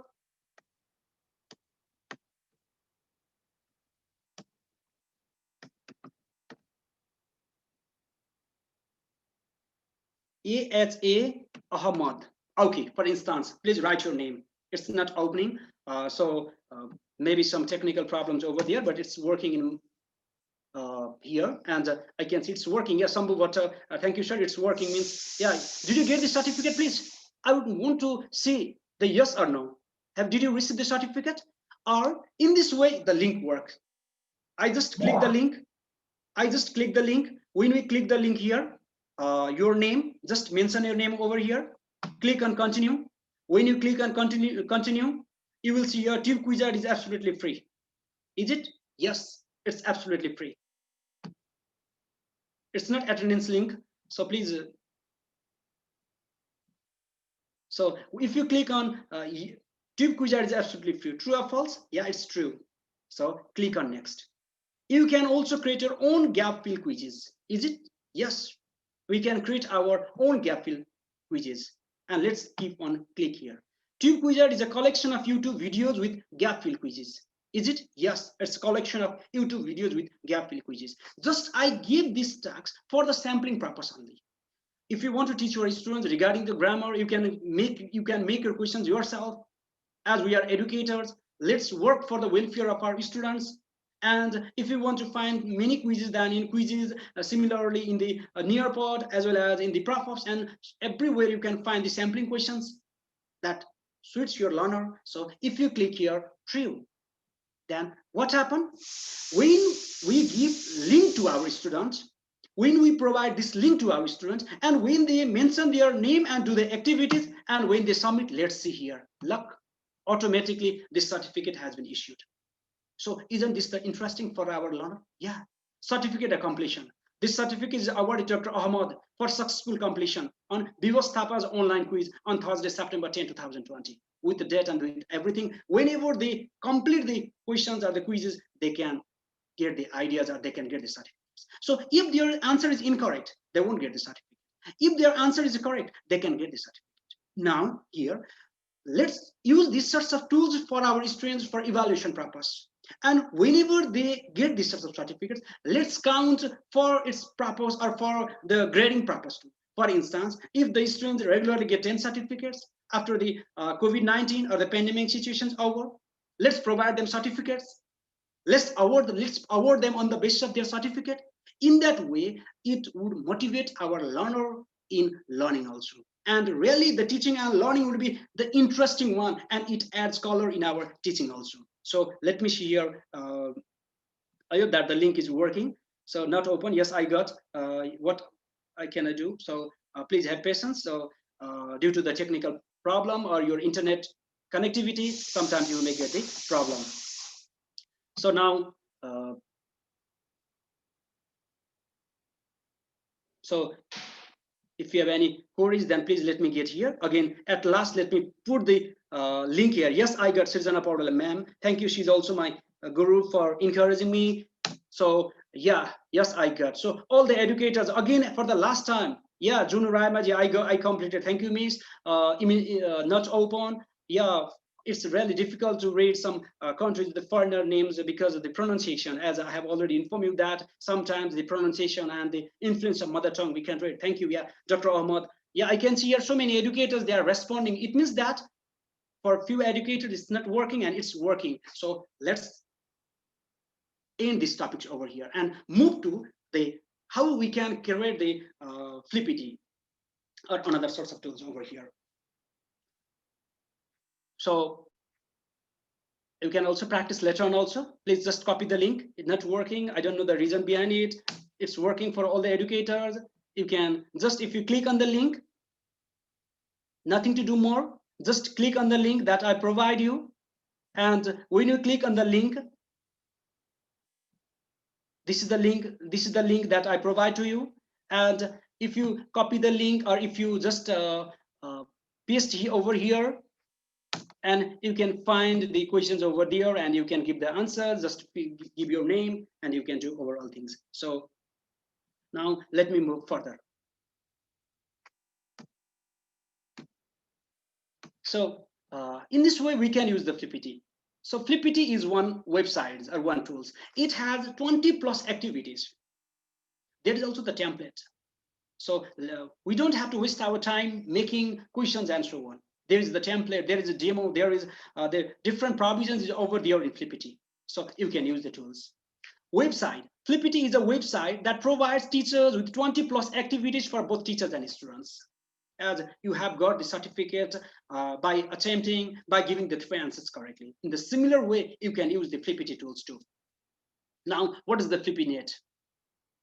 Flippity easily turns any Google spreadsheet into flashcard, a badge, creator, a spelling quiz, a memory game, or word search, and more.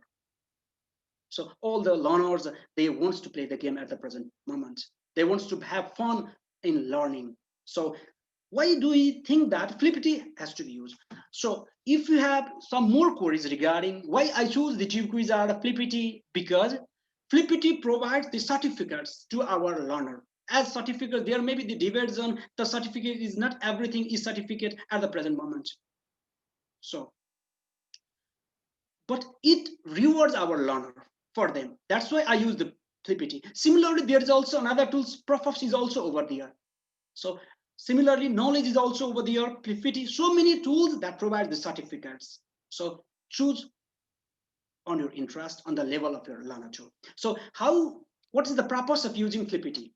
To present to the class, similarly to assist individual students, or to have students make their own creations. They can create. For that purpose, we can use the Flippity. So now let me go to the Flippity.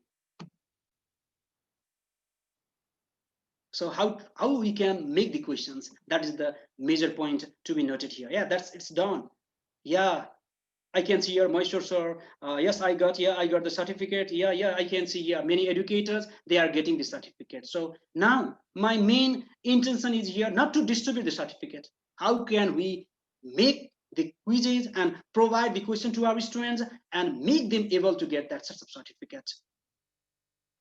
So that is the major task over here. So due to my internet connectivity, the link is not working. So this is the major problem over here. So at first you have to go to Flippity. Let me again click. So if it works, I would like to show you the practically how to create the quizzes also.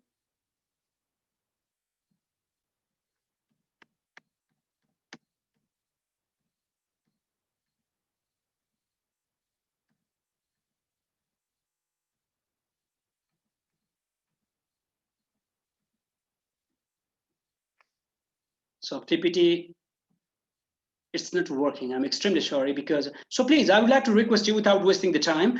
So what you can do is that just click on Flippity, and when you click on Flippity, there you will see one certificate over there. As due to internet problem, I could not show you practically one. So when you go to the site flippity.net, there you will see so many activities over there. And when you visit the that site flippity.net, you can see the certificates over there, or the quizzes, or the puzzle, or the games, or the jumble word, and so many activities you will see over there. And please see the demo and use the template. When you use the demo and see the demo and use the template, you can generate, you can produce so many activities that really brings interesting for you as well as for your learner also.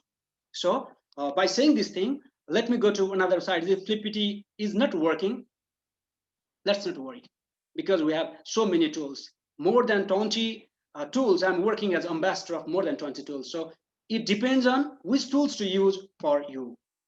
So the Flippity tools is not working at the present moment. The link is not working. So let me go to another one. Is it okay? Because the Flippity, yeah, maybe they're due to the internet problem. So practical again, let me click here. So this is the link that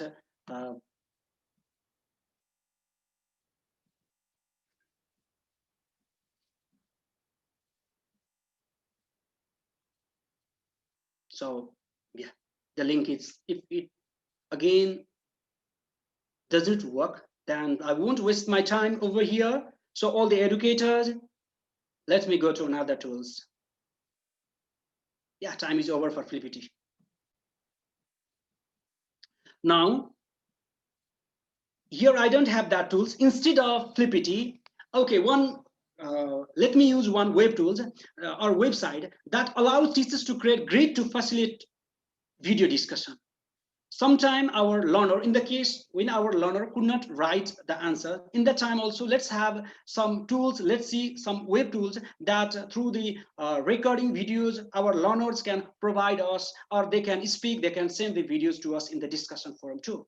So Flipgrid, another last tool would be Flipgrid. As I prefer to see here, Class Dojo is the best platform for you, as it is the remote-based learning at the present moment. And similarly, Wakelet would also be there for your presentation if you are presenting or teaching to your students. So there are so many tools. Among that, last one would be Flipgrid. And in Flipgrid, again, I will provide some tasks to you, and just do that task. And when you submit that task, I can see your feedbacks, or I can hear your views regarding my session, and I can connect you. Just that would be another my session. So let me share one more tools over here. That would be www. So please follow with me. www. www.flipgrid.com. So all the educators, www.flipgrid.com. Empower your voice. Let me log in because I have already opened my account. If you are new in Flipgrid, I'm working as the Flipgrid ambassador, student voice ambassador, Flipgrid certified. So I have been working in this field too. Now, so let me give you some practical tasks over here. Kuwait session is over there. Copy. Now, please use the link. I would like to request all the educators to maybe due to the internet problem, the link is not opening. It's okay, sometimes it happens, but I have provided you the link, how to get the certificate. In that way, you can do it, or you can later on also we can connect and I can share with you all. Now, please, I have pasted one link in comment box. Remind looking at it. Please have a look in flipgrid.com. Please, I have provided one link over you in the chat box. So please, all the panelists and attendants, please click over here.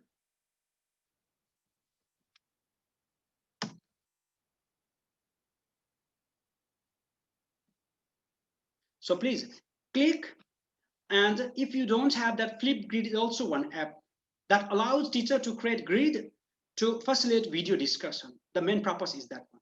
And our student here, being the ambassador, student voice ambassador of Flipgrid tool, what we can do is that we can send our videos to foreign country students or other international students, and we can also give their views regarding it. For instance, if you want to share the cultural aspects of Nepal or any countries with foreign country students, the same level students, in that purpose, record your own video and submit.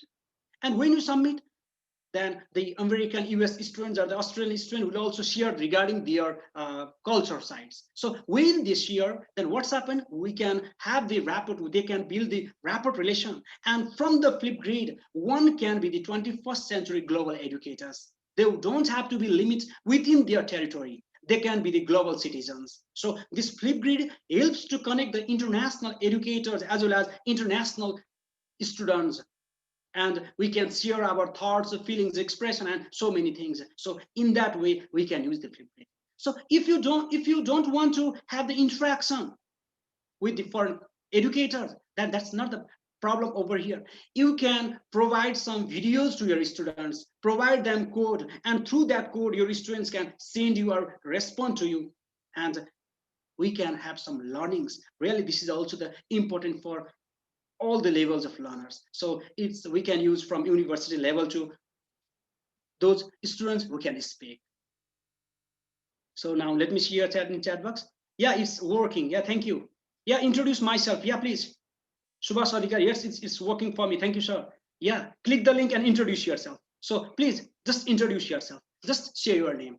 And here, if you want to join me, if you want to have further session, you can also not only don't limit yourself in introduction only, share regarding some experiences that how you feel when you use the tools, or what sorts of tools do you prefer to use in foreign students. Please say something regarding the web tools. What sorts of tools do you find the best one?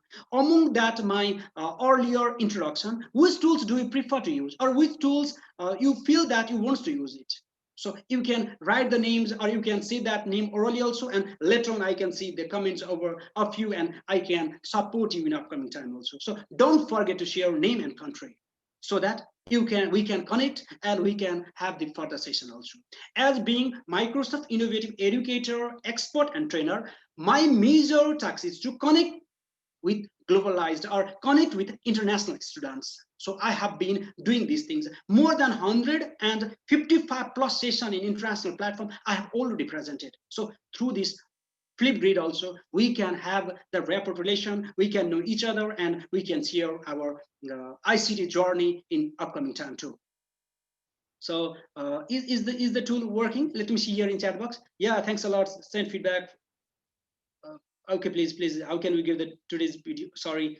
Yeah, you can see how to use a Flipgrid. Yeah, that's the practical part. So I hope that Please just let me know how far you have gone through the Flipgrid. Is it possible to record your voice? Yeah. In the similar way, our student can also record it, can send to not only to the teachers, in the global educators also. So, and remember one thing, that let's not limit ourselves also. Many educators limit themselves. Flow with whatever may happen and let your mind be free. Stay centered by accepting whatever you are doing, as there is the quotation. Let's not limit ourselves. When we use the Flipgrid, let's be Flipgrid certified educator first. Let's apply for a second Flipgrid certified. In this way, let's apply for student voice ambassador. In this way, let's have our professional development also. So the Wakelet, I'm working as Wakelet ambassador. I share my presentation through Wakelet and I apply in the international platform, that I get that sort of reward. So being the ambassador of different tools, let's not limit ourselves. Let's apply, let's use it. Now here, so at last, let me see here how far you got through the, yeah, very, okay, thank you everybody. Thank you for encouragement. So now, without doing delay, let me share some how to create the Flipgrid, and let me end my session here, because another Andrew from Indonesia, one of my colleagues, we have presented in several international sessions together, as Bhargi's earlier key speaker, and Dr. Andy from Indonesia. We have been presenting in so many sessions together. So I have to not take its time also. So please, at first go to the Flipgrid. And when you go to the Flipgrid, sign up with your account, Flipgrid account, you can copy the link of Flipgrid and later on also just introduce. Please don't feel hesitant and shy. Just speak, whatever the results it's have maybe. So let's not bow down our heads and let's not be back. Let's not hesitate. Let's not stumble. Let's be forward. Being teachers, if we be forward, then automatically it will motivate our learners also to follow us. Now, if you click on here, if you at first open the Flipgrid account, because I don't know the time, how many times I have. So if at first open the Flipgrid account, and when you open the Flipgrid account, so what you can do, add a topic. What would you like to add? For instance, add a topic. So let's see here, add a topic. And what is the topic? Regarding serial theory culture. So this is our topic. We want to exchange our ideas with foreign educators or within our students if we want to share regarding the culture. So title, add a question to start a discussion. Which, okay, just a moment. Describe the festival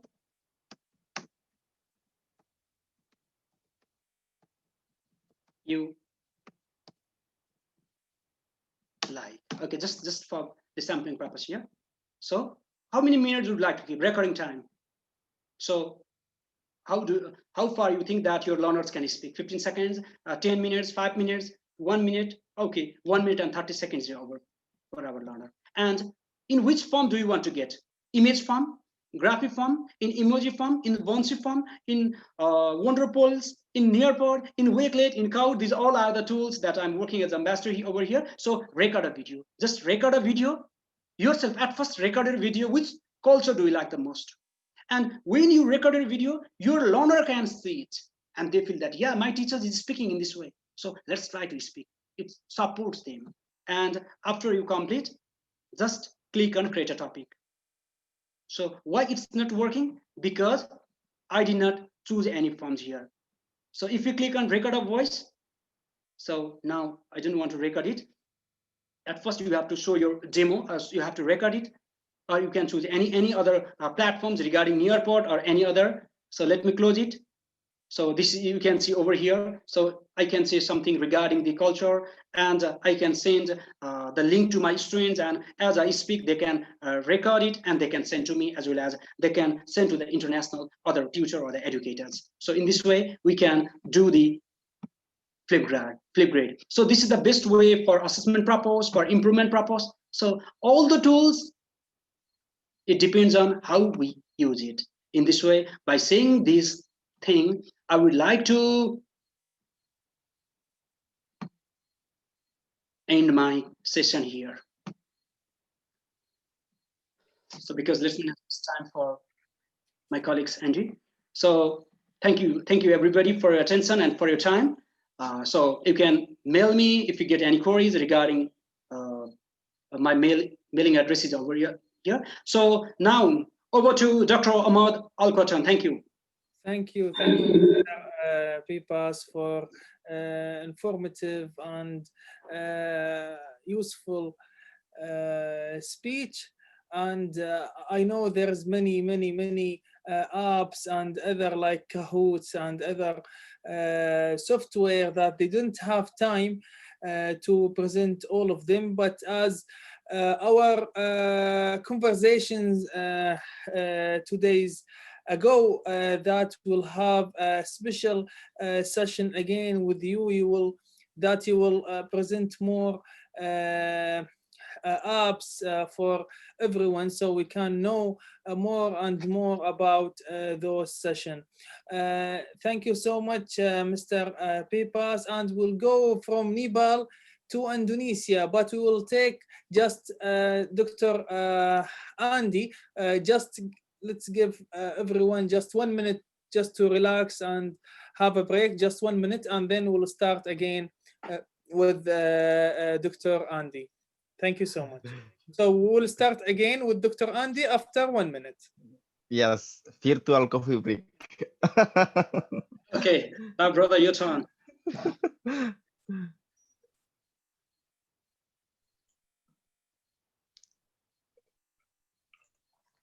So let me stop my.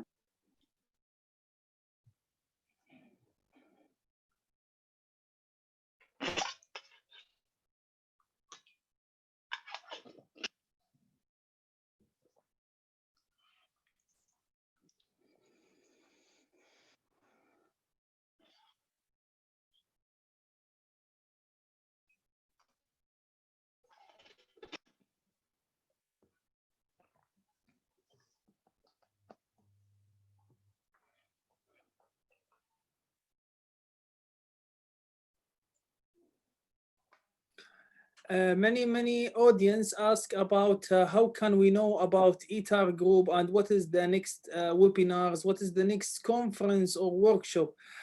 Please, I sent this is the group in Facebook, so I invite everyone and encourage everyone to join this group so you can know up to date what is the next webinar and what it will be about, also about conferences, webinars, workshop that goes around weekly for free.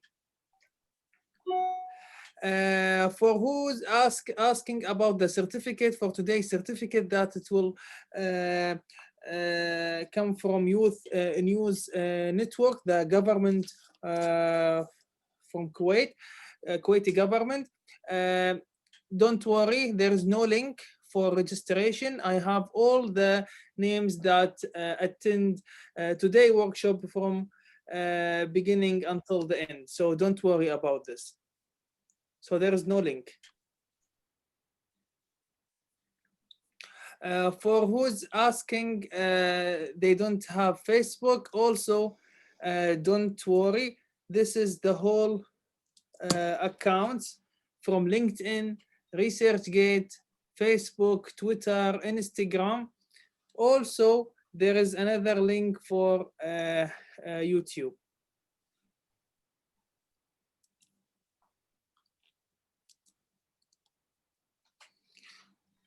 So we'll start again after 40 seconds.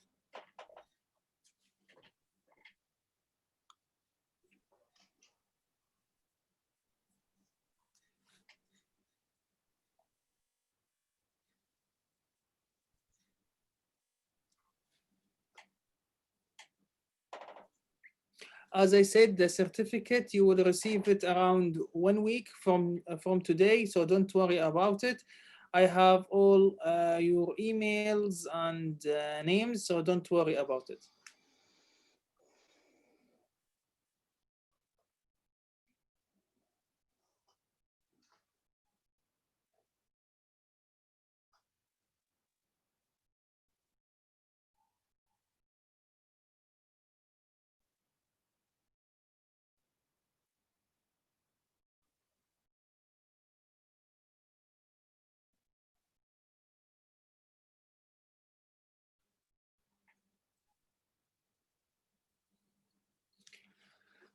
Again, welcome back, everyone. Thank you, Dr. Vagiz, and also Mr. Abipas for your presentation. And now, from Nepal to Indonesia, Dr. Andy Asrifan, thank you for accepting my invitation from ITAR, and the floor is yours. You can start. Thank you so much. Assalamualaikum warahmatullahi wabarakatuh, and good evening from Indonesia. Today, I would like to say thank you so much for Dr. Ahmad Al-Katan for your invitation from ITAR Group, International Training and Academic Research Group. Today, I'm going to share about the foundation in choosing all kind of material, technique, strategy, and approach in our classroom. So let me first brief introduce about myself. I'm a lecturer in the Faculty of Teachers Training and Education, Universitas Muhammadiyah in Rapang, and I'm also an admin in COSRA, and also assessor of a national accreditation organization for early childhood education program and non-formal education, Ministry of Education and Culture, Republic of Indonesia, and reviewer in some national and international journal, and also the full member of Translator of Indonesia. So today, going to share you about the designing course material in classroom. This is based on need analysis based approach. I choose this one to explain you more about the foundation in designing the material for our classroom. Let me getting you started based on my experience, especially in English classroom. Sometimes they feel the content of our teaching is not match of their expectation, and then sometimes they consider that some content activity or where or a little use or interest for them, and then sometimes they ask about what English for. So this is the guideline for design effective teaching materials, especially for ESL or EFL, English as a second language and English as a foreign language, where there are some factors to consider in designing material. The first consideration is we have to know the learner itself. The learner in this case is cover the need analysis that we are talking later, discuss later, and then knowledge about the learner, experiences, first language, level of literacy, aspiration, interest, and purpose. And then the next one is the curriculum and the context, the resource and facility. A teacher must be realistic. Access to resource will impact on decision in material design. Personal confidence and competence. In this case, knowledge, experience, attitude, and how to use the guideline correctly. And then copyright compliance. In this case,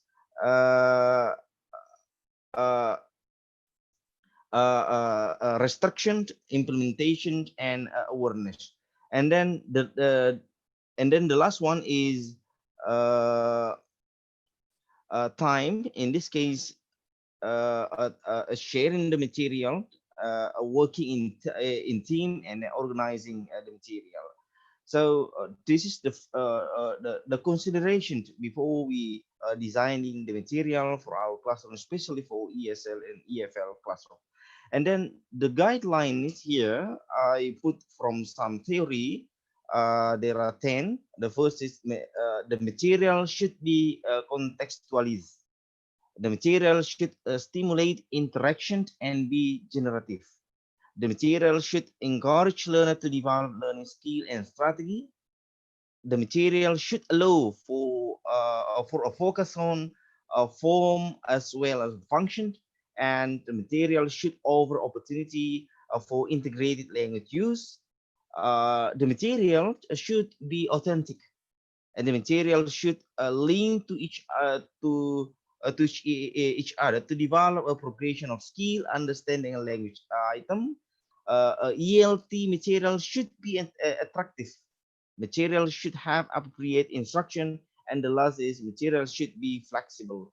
That is the guideline how to design an effective teaching material for ESL and EFL. Okay, so let's move to next slide.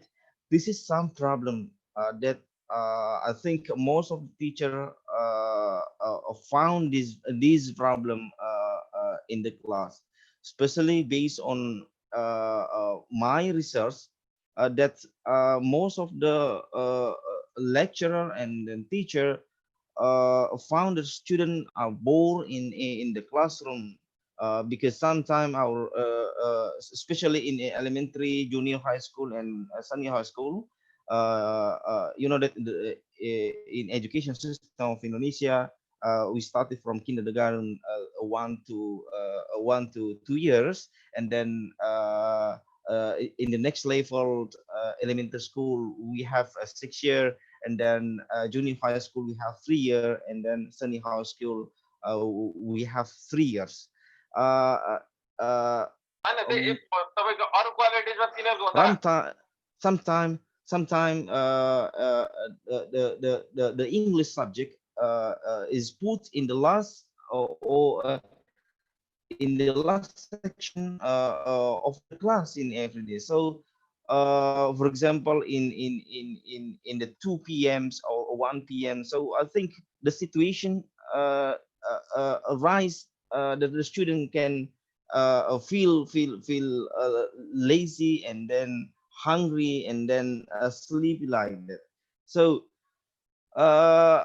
it comes in our situation right now. So the student should study at home, and then some of institution and teacher work from home, and then not all the student has a good opportunity to join our class, our online class, especially in Indonesia. So most of the student doesn't have a good facility or device to join our class. That's a problem. And then some of our students live in the out of area, and then can reach a good connection of internet. So that's the big problem in this difficult time. So because of that, so as a teacher, we have to find a good strategy, technique, approach, and material that can reach our objective of teaching. So we can. That's why I found in question and answer that uh, uh, uh, how about if we in difficult area to reach a good connection, and then some of student some of the student doesn't have a good device, and a handphone or laptop to connect our class. So what we'll cover today, so we will discuss about the need analysis itself, what is it, and then a classification and needs, processes in need analysis, kind of information and source, and some a practical example of research in need analysis, and then also the instrument and procedure that can lead us to now the student need analysis. Uh, Based on David Noonan, need analysis is a family of procedure for gathering information about learner and about communication tasks. So this is in line from Brown, that Brown state that need analysis is systemic collection and analysis of all subject and objective information necessary to define and validate the curriculum progress that satisfy the language learning requirement and student within the context of particular institution that influence the learning and teaching situation. And uh, there are six elements here we highlighted in the book of Brown, the element of language curriculum.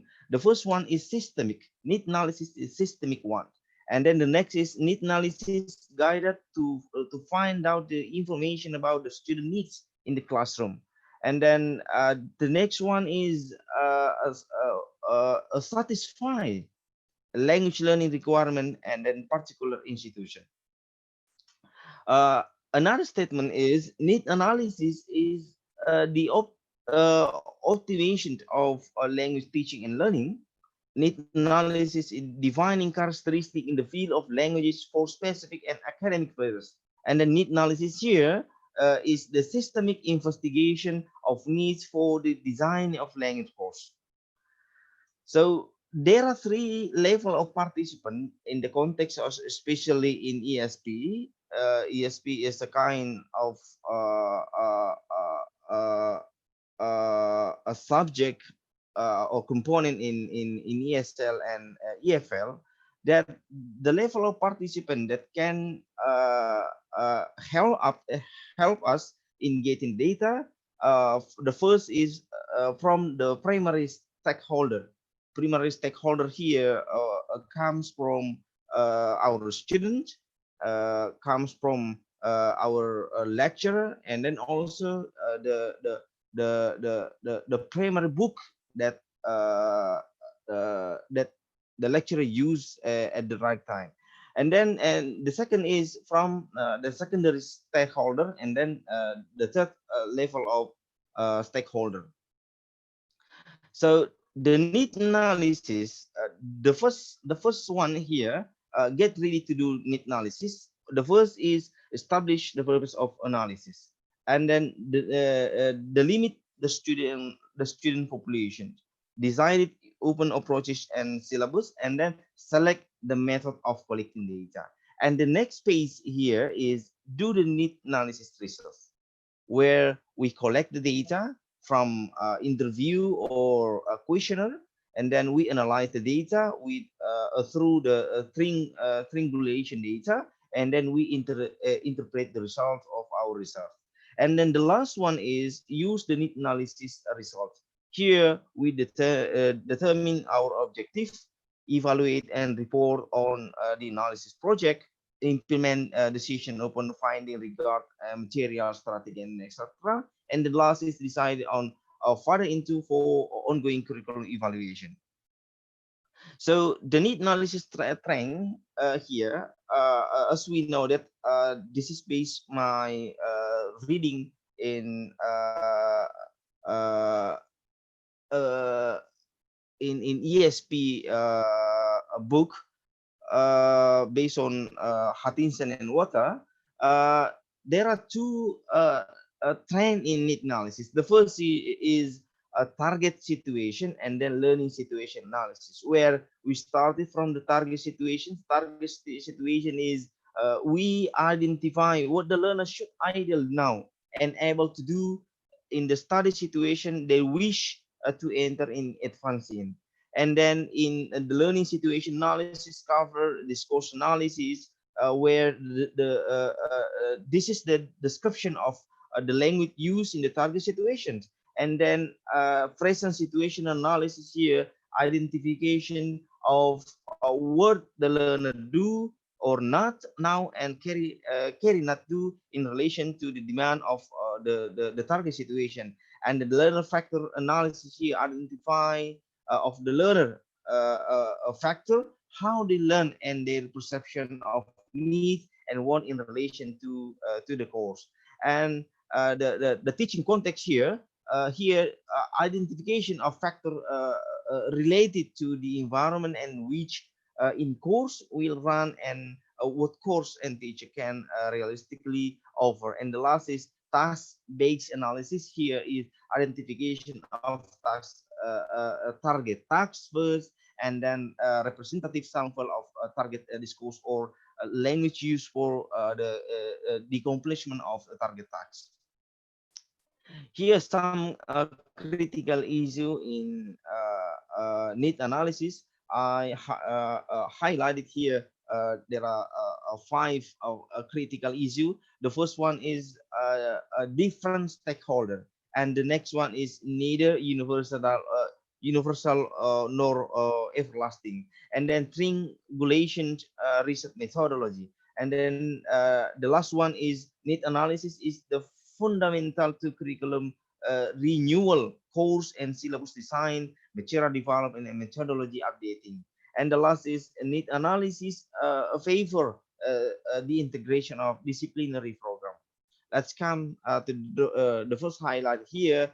An efficient need analysis should involve different stakeholders, where the data here should gather from different stakeholder group, where just now I explained it.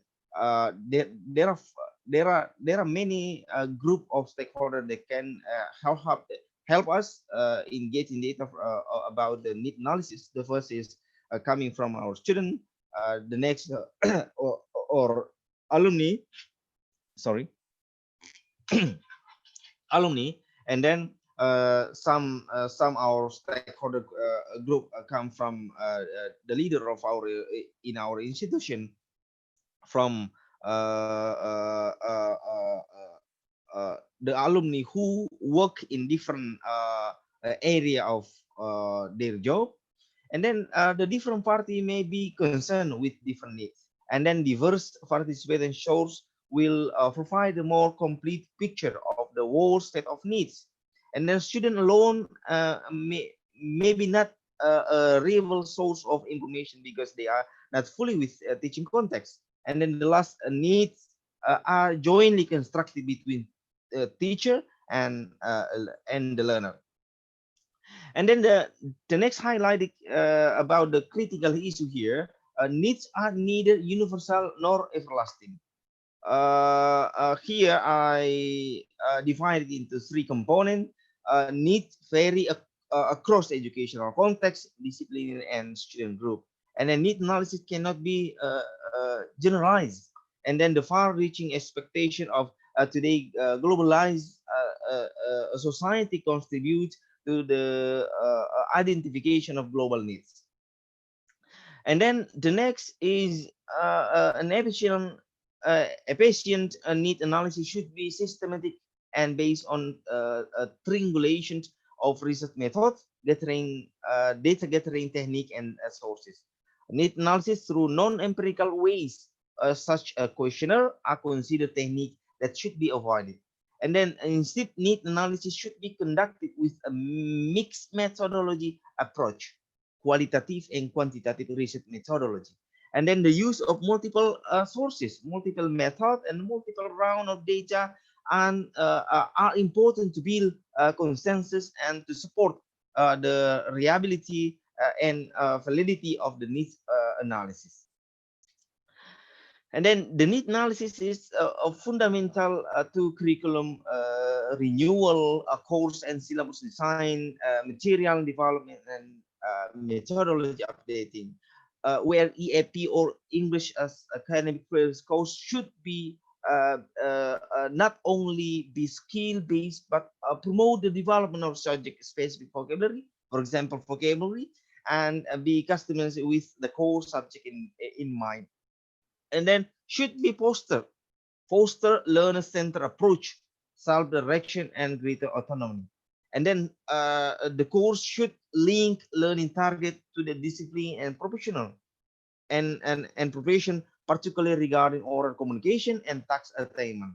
And then EAP course should be no more focused on gender and discipline discourse rather than linguistic feature. And the last one, EAP course should supply support service for this course discipline specific tasks and for internalized classroom. And then the last is should be re-evaluated and renewal on the basis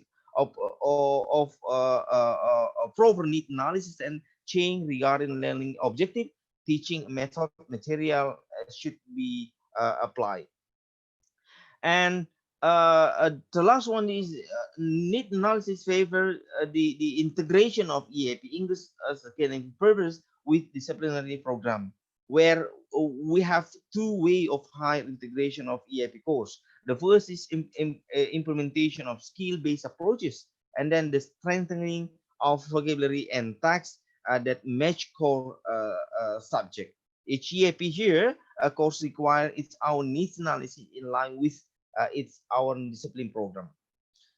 So the need analysis is a measure for accrediting quality in EAP context, a timely instrument. A quality can be applied in our language teaching and client satisfying fulfill, where this is the process of getting the need analysis, where starting from the individual need analysis and then open feedback channel and encourage self-evaluation and ongoing adjustment as appropriate, and end of year self-assessment of progress and interview, and the last is acting on student feedback and revisiting of aspect of our program in the department that we have. Here some the three piece of history of need analysis, were starting from the 1989 and 70, where we now in lexicostatistic and register analysis, where in this year needs here a list of discrete language item, and then move to the next page here 1978. We know that the theory about the come from Mambis communication syllabus design, where needs is a function and situation, and then the last in the late 1980, based on Hattins and Water and then Bridle in 1989, psychological stance to needs, where needs here is linguistic item plus function plus learner perception and psychological construct. Based on Richard in his book approaches and method in language teaching, and also in curriculum language curriculum design, if I forget, 2001, where the purpose of need analysis is to find out what the language skill of a learner needs in order to perform well at the target situation, to help determine if an accepting a course adequately addresses the needs and potential student, to determine which student from the group are most in a need of training in particular language skill, to identify a change of direction that people in a reference group feel is important, and to identify the gap between the student are able to do and what they need to able to do, and then to collect information about the particular problem, the problem of the learner in joining our class. And in conducting need analysis, we have some sources and procedure. This is based on Jordan, where starting from the purpose of need analysis itself, and then the limit of the student population, deciding open the approaches, knowledge limitation, select the method of collecting data, and then the sixth is collect the data after sharing our instrument to the participant, and then after collect we analyze and interpret the result of our data, and then we determine the objective based on the analysis and interpretation of the result of the data, and then after the determining of objective, we design in the syllabus, and then designing the content, material, and method that suitable, and then based on the student perception, and then the data with from the stakeholder, and the last is evaluate the procedure and results. In this case, the implementation of the result of our data. So let's move to the classification of needs here. There are some a class of needs. The first is objective and subjective that we will discuss in the next slide. Perceived and felt, process oriented and product oriented, necessity, lack, and want. And the next one is process in need analysis. Based on Brown 1995, there are three uh, uh, process in getting a need analysis. The first is making basic decisions. We gather the information and using the information.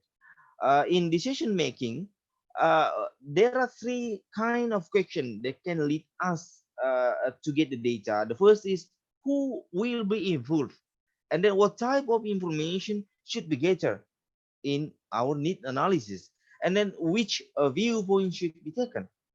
And in who will be involved, uh, uh, uh, the first one is we have to consider about the target of the group, the group data. The first is the people about who the information will be gathered. And then the audience here, the people expected to act, open the analysis. And then the need analyzed here, people responsible for the conducting the need analysis. And then the last one is resource group. The resource group here, the people consider to be a source of information. And then the kind of information that should be gathered, discrepancy between the desired performance and actual performance, a change desired by the majority of those involved, and what the student need to move on in developmental sequence. And then the last one is diagnostic here, the weakness and of the learner in the learner competence according to specific or a situation. And then the in a viewpoint here, the situation needs versus language needs.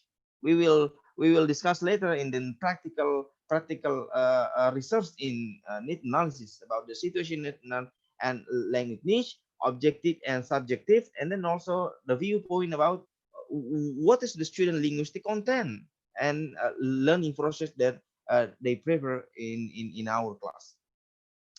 Here the environmental situation based on the Levant, where in environmental situation cover target situation analysis, one main and subjective needs, present situation analysis, the lack learning needs, discourse analysis, one of the course, and the mean analysis. Okay, this is the simple a figure of a process of investigating of the learning needs. We're starting from the target of our stakeholder comes from employer, civil engineer, for example. If the alumni or the target of the department in our institution, uh, and then the former ESP teacher, and then a teacher researcher and interviewer, and then we conduct the individual interview and then also distribute the questionnaire. And then the need analysis here cover the communication needs and learning needs, in this case target needs and learning needs. So after that, after getting the data, we design the curriculum. The curriculum here cover context analysis based on the data from the need analysis, course planning, establish principle for teaching and learning, formulating aim and objective, syllabus design, instructional material design, and the last is how about a kind of assessment that suitable based on student need analysis. And then after that, we do the teaching and learning or implementation. And then the last page here, is evaluation or communication needs and need analysis. So this is almost the same in a classroom action research or mini classroom action research or CAR, classroom action research, where in the second one we do before the mid test, the first class, and then until in the mid term test, and then from in the middle to the last or the final test, we evaluate, and then we do the second one, including the final test. This is the process of investigating of the learner needs. Okay, based on Doodle Ivan and Sir John, where target situation analysis that just now I described the component in need analysis. Target situation analysis is a referred to form of need analysis, which center on identifying the learner language requirement in the occupational or academic setting. And learning situation analysis, or LSA, refer to subjective, fail and process-oriented needs, and also direct what the learner want to learn. And then present situation analysis is estimate strength and weakness in language, skill and learning experience. And the last is mean analysis here, involve information of the local situation, the teacher, the teaching method, management of the classroom, student facility, or environment, to see how the language course may be implemented. So this is the four component that can support our data in designing the course in especially in language: target situation analysis, learning situation analysis, present situation analysis, and the mean analysis. So the next one is what kind of information and sources. Information required need analysis comes from several parts here based on Mandi. The first is come from the participant. Our participant come from the students, alumni, and then and also someone who work in line with our department. Purposive domain, target setting, interaction. The next is instrumentally, and then target level and communicative key. And then information gathering comes from the type of question that we will distribute to the student, or someone who is our target of the data, and then type of instrument and selecting a procedure. So the type of question here should be cover about the problem. The problem here accepting difficulty and large in performance, and priority here the ranking, the importance of element that makes up a performance, and the ability here current competence of the learner at entry. And then solution here, the question should be cover also the solution. Here a perceived change that might bring about the improvement. And the last is the question should be cover attitude. Attitude here is a feeling and perception regarding the language and the element of the program. And then the source of information, or who, comes from the learner, ex student, ESP research of literature, and then someone or people who work in the field of our ESP field, and a content teacher, document in the field, accepting information or record.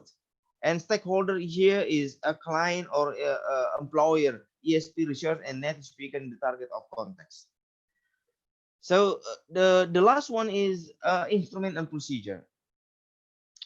The instrument that can help us engage in the data for the need analysis here comes from questionnaire, discourse analysis, discussion, a structured interview with some people, assessment, test here. Uh, uh, Before, sometimes we want to know the prior of the student test in our subject, and then we do the treatment, and then the last one after taking the some treatment, and then to now the that is effective or not for student in our classroom, and then doing the observation and the meeting. And the last one is here some practical example of need analysis, where we examine what the learner now already what they need to do. The information come from the three components here: needs, want, and lack.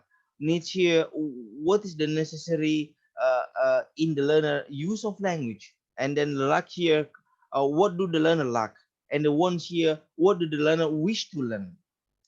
So what together needs here, why are you learning English, for example? And then like here, what do you want to do with your English?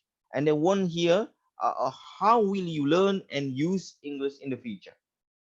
So the situation need and language needs here cover the situation, cover physical, psychological, and social needs. And then language here, the target linguistic behavior of the learner. So the objective here, cover language proficiency and the skill level of the student, or elementary, beginner, elementary, pre-intermediate, intermediate, post-intermediate, and advanced. And then the instrument that can help us in getting the objective here, a questionnaire, personal interview, data collection, self-report, observation, consultation with teacher and learner.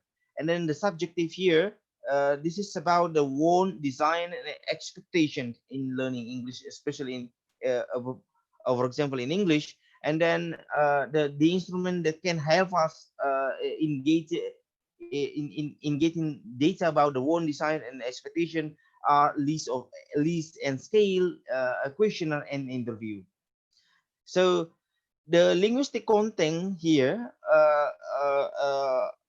is about the grammatical structure, phoneme and morpheme and utterance, and then the learning process here, that is about the affective domain. In this case, how about the student motivation and self-esteem?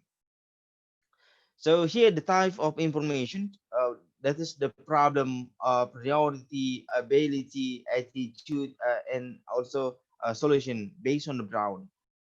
And then the question for focusing on needs, based on Brown here. For example, the goal, we want to know about the student language. So the question here, for example, what will the course be used for? How proficient does the user have to be? And what communicative activity will the learner take part in? And then where will the language be used? So and then the next target or goal here is about the idea. And then the kind of question here that can help us is what content matter will be the learner be working with.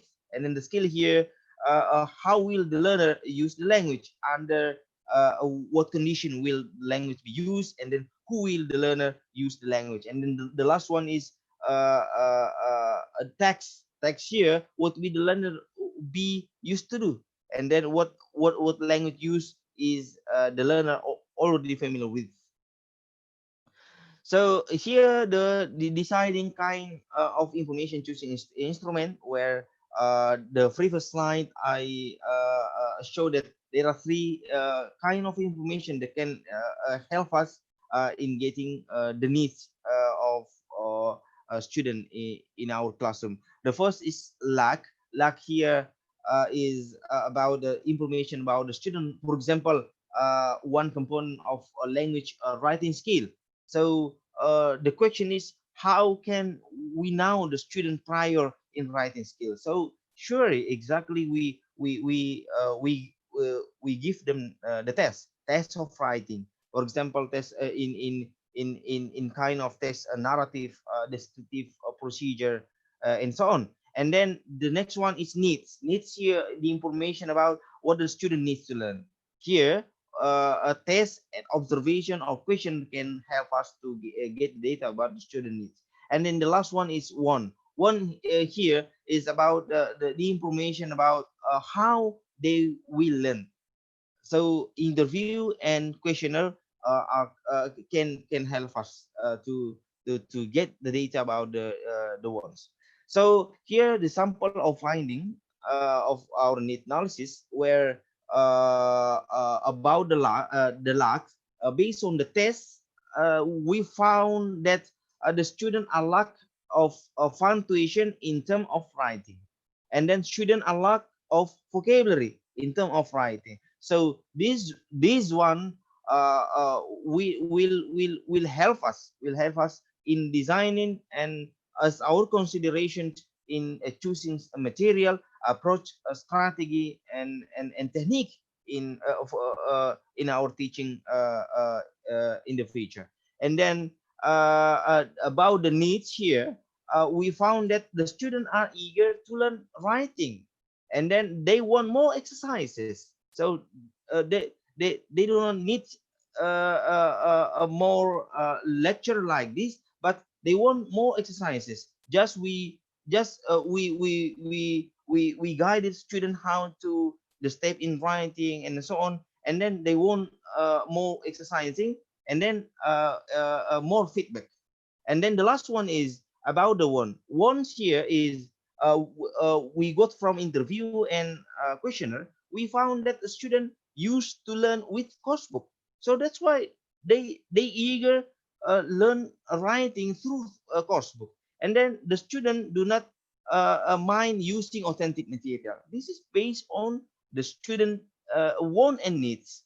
So that's why we cannot force to apply there are many strategy media approach and also technique for our classroom. So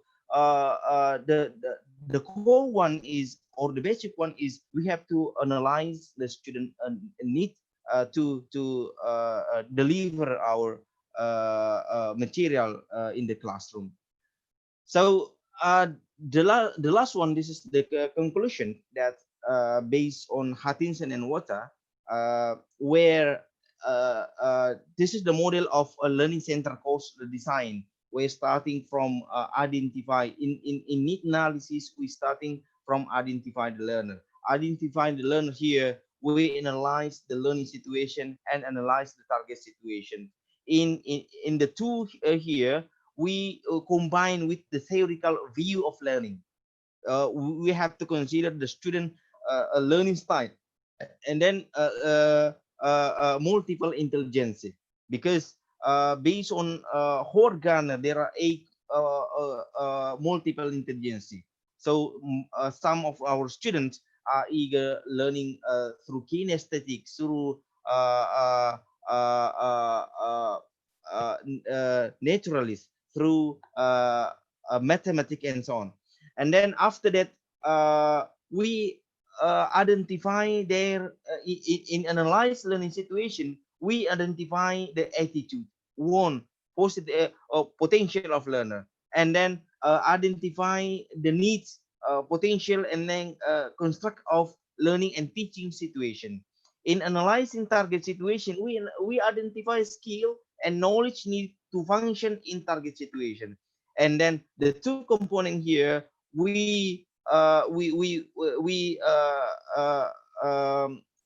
conclude and then analyze to write the syllabus material to exploit the potential of the learning situation in the acquisition of the skill and knowledge requirement by the target situation. And we evaluate all our data, and then do the correction if needed.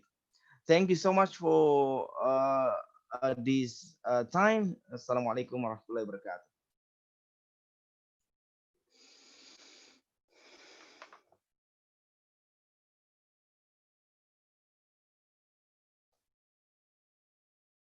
Hello? Hello. Yes. Thank you, Dr. Ahmad Al-Qatar. Thank you so much, Dr. Andy, for your informative presentation. And now we'll come to the last stage, which is open the questions, the floor for any questions. So please, guys, thank you so much for attending this workshop. And now, if you have any question, you can raise your hand, and we'll go one by one if you have any question. So you can raise your hand below your screen. You can find raise hand. So just click at this button and you can ask any doctors for this question. For now, there is a question from Ra'id Muhammad Ali. He said, what type of technology do you prefer for countries like Yemen, which have internet problems? So if you can, each one, doctors and Mr. Pipas, answer this question. So if there is a country that have a problem with connections and this stuff, so what is the solution? Hello, sir. I think if I can take the question, Yes, please. it would be nice that I've talked about synchronous and asynchronous platforms. Okay, see, synchronous platform means you need to be live on both the sides. Both the sides you need to be on live, the student and teachers. So there it will create problems because of connectivity. But if it is in the asynchronous platform, that in the form of video, tutorials, it won't be such a big problem. That's what I understand. Okay, because the teachers can have the video tutorials at their own pace and then post it on a platform like WhatsApp or whatever platform is common there, whatever platform that can be easily accessed by the students. So when you post it, students can access it at their own time, okay, at their own pace. In the sense, you need not be live. So whenever they have the net connection, whenever the net strength is good, whenever the bandwidth is fine, they can access it. Okay, so I think that kind of asynchronous teaching would be better. Or else they can also, say in India, we are having classes on TV. Most of the houses will have their own TV screens. So they can also, what do you call, broadcast classes on TV channels.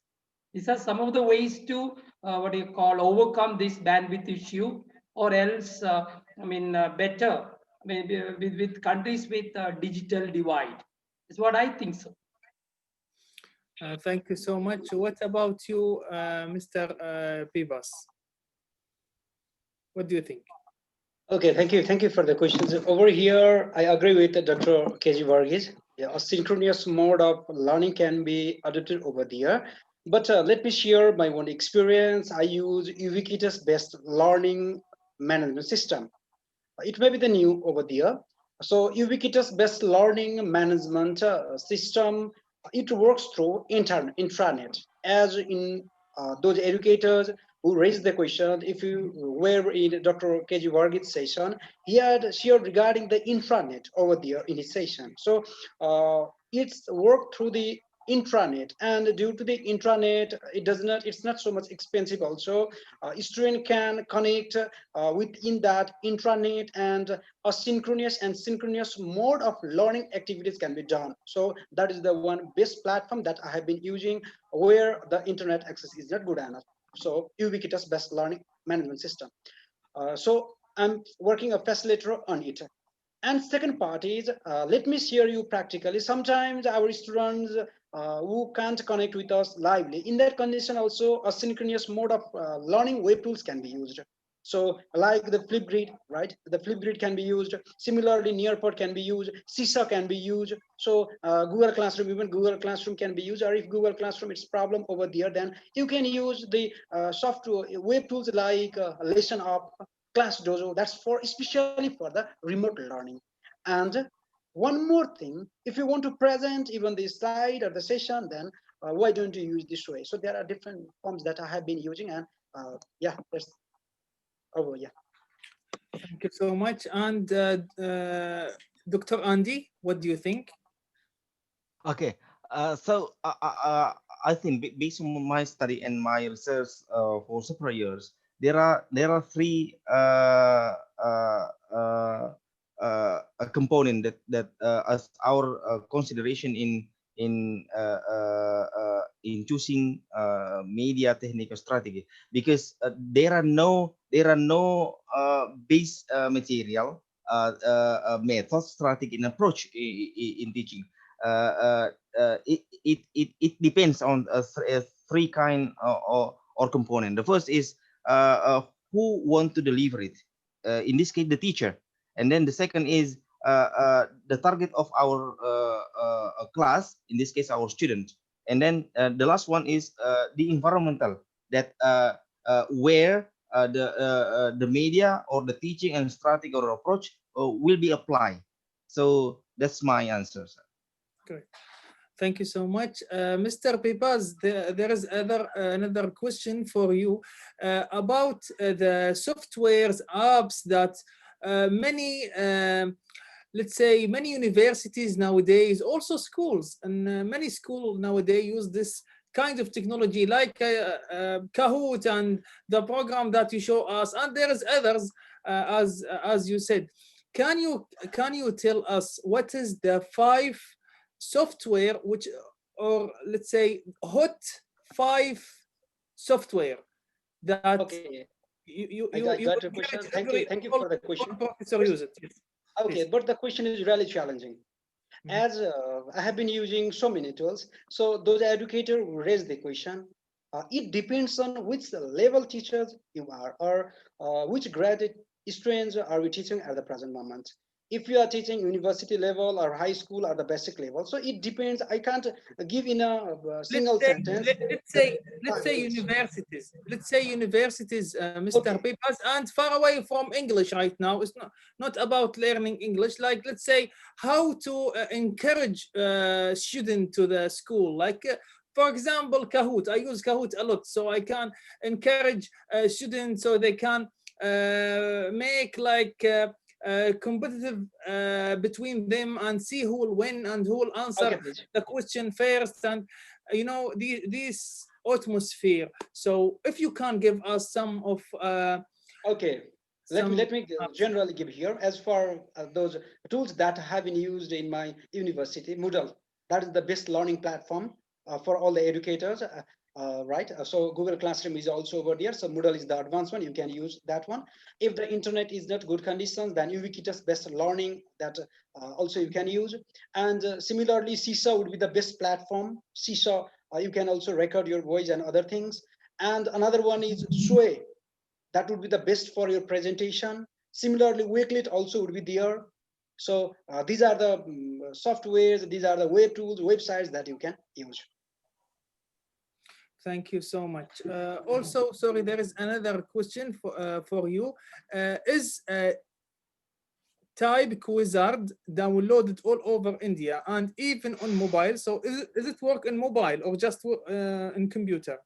Yes, sure. Yeah, I have seen that question. That's why if you had attempt my questions in that PPT, I hope that you would get the answer also. So it works in mobile too. Okay, and is it free? Yeah, sure. Okay. There is Additional. there is a question for Dr. Veji KG Verghese. First of all, I would like to from Badr Ismail. First of all, I would like to thank you. Showed that we learn about 83% through site. We know that the school environment is a great entity to learn and gain a culture, and include all students of all kinds. Today, e-learning become the best way to continue. So how to achieve justice among LD and special needs student. Okay, I understand. The question is regarding the special students. Yes, Okay, I mean differently abled students, right? yes. Okay, so see, this was challenged another time too. See, I mean, for example, if they are visually challenged, Mhm, naturally the other, some of their other abilities are better. Okay, so learning, this is for the general, the ordinary beings that they learn better through sight. We all know that there are visual learners, auditory learners, and kinesthetic learners. So in the case of what do you call normal beings, I'm sure that visual learning can give what do you call maximum input. But mhm, in the case of special students, even in the e-learning, I think they have a lot of what you call apps, a lot of apps which can help them to learn better, because mhm, there are apps which I mean there are text to, I mean voice apps are they, even it's very normal these days. There are so many different apps which can be used for these learners, the special students. I mean, so that they can better their e-learning. Maybe sometimes they are more comfortable with these apps than being in the face-to-face classroom. Is what I understand, ma'am. There are so many apps which are available, which can be very effectively used for learning for the students with special needs. I totally agree with you. And also, there is another question for Dr. Andy, maybe the connection, and he will come back. Also, I can ask both of you, Dr. KG Verghese and Mr. Pepas. You teach before coronavirus and after the coronavirus, which is, change everything, and from old school to new school, which is technology and online learning. What do you think students learn better or understand better before coronavirus, which is in normal class, or after uh, after using this technology? Okay. See here, I think I'll take that question first. See, uh, we are all thinking of a new normal, and both students and teachers are now initiated into use of technology in teaching learning process, which was there. All these technologies were there, but most of the teachers were a bit reluctant to use it, and students, though they use these gadgets profusely, to a certain extent they used it for chatting and for gamification, for games, not for learning purpose. But Correct. with COVID-19, I think both teachers and students are introduced to all this. So what is going to exist maybe in the new normal is a blended learning scenario where students will be using face-to-face classes, and also, I mean, teachers will be using the latest technologies. So I think it would be better, because most of our students are digital natives. Since they are digital natives, they can easily pick up all this. So a blended learning approach where both face to face and also, I mean, use of latest technologies will be very fruitful in the new normal scenario. That's what I think. So, I totally agree. What about you, Mr. Bebas? What do you think? Okay, thank you for the questions. I agree with Dr. KG Varghese. Here, regarding my activities and experience before COVID-19, before pandemic situations, since 2013, I have started my journey of massive open online course. Mhm, And in my context, I have enrolled all my high school students in Oxford University and other online courses too. So they were not that much habituated at they are nowadays. So they were familiar with that online classes, as well as we have celebrated International Dancing Day through the virtually also, and we were struggling in that point in that time. But after the COVID, what's happened? When students and even the teachers are compelled to use the ICT, then automatically it compels them as well as for me also even to do research. So recently the Wakelet, I am working as the ambassador of Wakelet. So after COVID-19, I got that reward. It means that it compels me to search and to find the new innovative ideas that benefit that suits for my learner. That's why after COVID, in my experience, my learner and even myself are indulging in the ICT fields or in research field. I totally agree with both of you, and also Mr. Bibas. I think most of your students, they like your classes because using these kind of technology and apps that you show us. And I think nowadays most of the students have a mobile or tablet, let's say. So when you use the technology, for example, the software that you taught us about it, and you let them use this technology to focus in your class uh, better than let them focus in Facebook or Instagram, Twitter, or other stuff that they, you know, that they didn't focus in your class, just they focus on something where something in other world, you know. So I totally agree. Welcome back, Dr. Andy. Yeah, I'm so Thank sorry. you. No Heavy worries. rain here, so the, No the the worries. bad connection, unstable connection. Yeah, no worries. Dr. Andy, there is a question actually for you regarding the technology, or sorry, the teaching before COVID-19 and after COVID-19. So do you think students understand or focus more in e-learning better than old school, which is in the school? And Okay, so let me show you that here here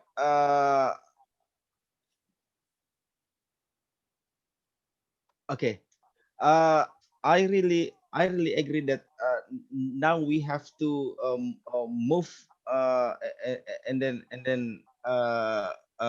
prepare some material based on digital to our students, although they are in rural area that can where they difficult to access. But as a teacher, we have to find the best technique and then approach or a strategy that can the that they have now about the digital technology, where the digital technology is I think efficiency to use it appear I think. And then also digital technology is about the creativity, adaptation, meditation, sharing, and cooperation. There are some platform that Mr. Biba Stafa and then Professor Fargis show to us, and then it's very helpful to enrich our classroom before and then after COVID right now. So sure. here also some digital free platform like Poplet that can help us to organize our idea the same as like this. And then here the word cloud like this. And then also Gloucester, that's the interactive working space. And then to make a poster, English poster, to attach the video, attach the picture that can help us help the student to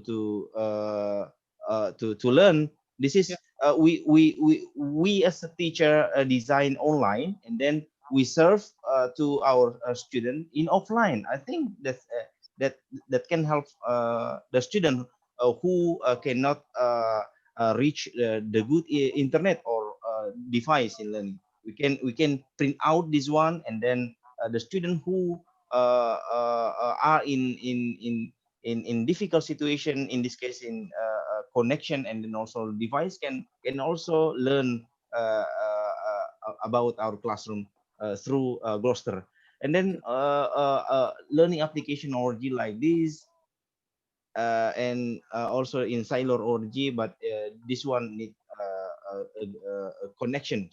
Okay, Dr. Quizlet, Andy, yes. Thank. I got it. I got it. Thank you so much. Also, there is another question. Actually, this question I heard it a lot, which is it's not about the The student best. now. Let's take Yeah. about the professors and teachers that already 70 years old or 80 years old. They didn't use laptop maybe, or maybe they didn't deal with technology. They don't want to use it. So how can or what we can do with them? You know, this let's say age from 70 to 90. So what is your advice, or how we can help student or help them to maybe to understand this you know Yeah, yeah. yeah. Okay, thank you. So we have to go back that the main purpose in teaching is how easily our student understand about the objective of teaching. This is the core. This is the core one. So uh, uh, so, uh, uh, uh, based on my research that I think previously I explained that there is no base media method technique or base approaches, and uh, uh, it depends. It depends of the teacher.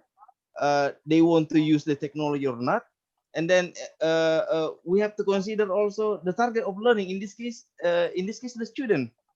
And then the last one is where will be used in this learning, in this case the environment of learning. So we have to look back that the target of our teaching and learning is the objective, that the student easily understand the objective of our teaching and learning. Thank you. Thank you. What about you, Dr. KG Vergis? Okay, what I would say is, let them teach their own way, because it's also it is also effective. So let them not take the burden, because they are digital, not even digital immigrants. Okay, so they will find it really difficult to, what do you call it? Because I know a few of my own professors, okay, finding it difficult. So let them teach the way that they have been teaching, if they are still teaching. Okay, because in India, that I already by 60 years you retire from the job, and you can, if it's a government job, and then you can of course teach in private universities. Okay, so let them do it, because we know we need such teachers too. And young Turks, okay, the young people, let them exploit maximum of these latest technologies and teach our students. So I think a happy combination of this, old and young, would create a wonderful classroom. That's what I think. Thank you. Thank you. What about you, Mr. Pebas? In a few lines, I would like to give the answer over here. Now, whatever they are in the situation, in the condition, just they can share their experience, that for the novice or the young generation, that they have to use technology in teaching and learning. But those who are already old enough, they can share the experience, whether they are moving according to the time or not. So they can share their experiences, and that's enough. I don't think that now in the age of 70 to 80, who's hearing, listening problem is problem over there, speaking even, right? In that condition, just take the rest and share your experience to the Yeah. novice.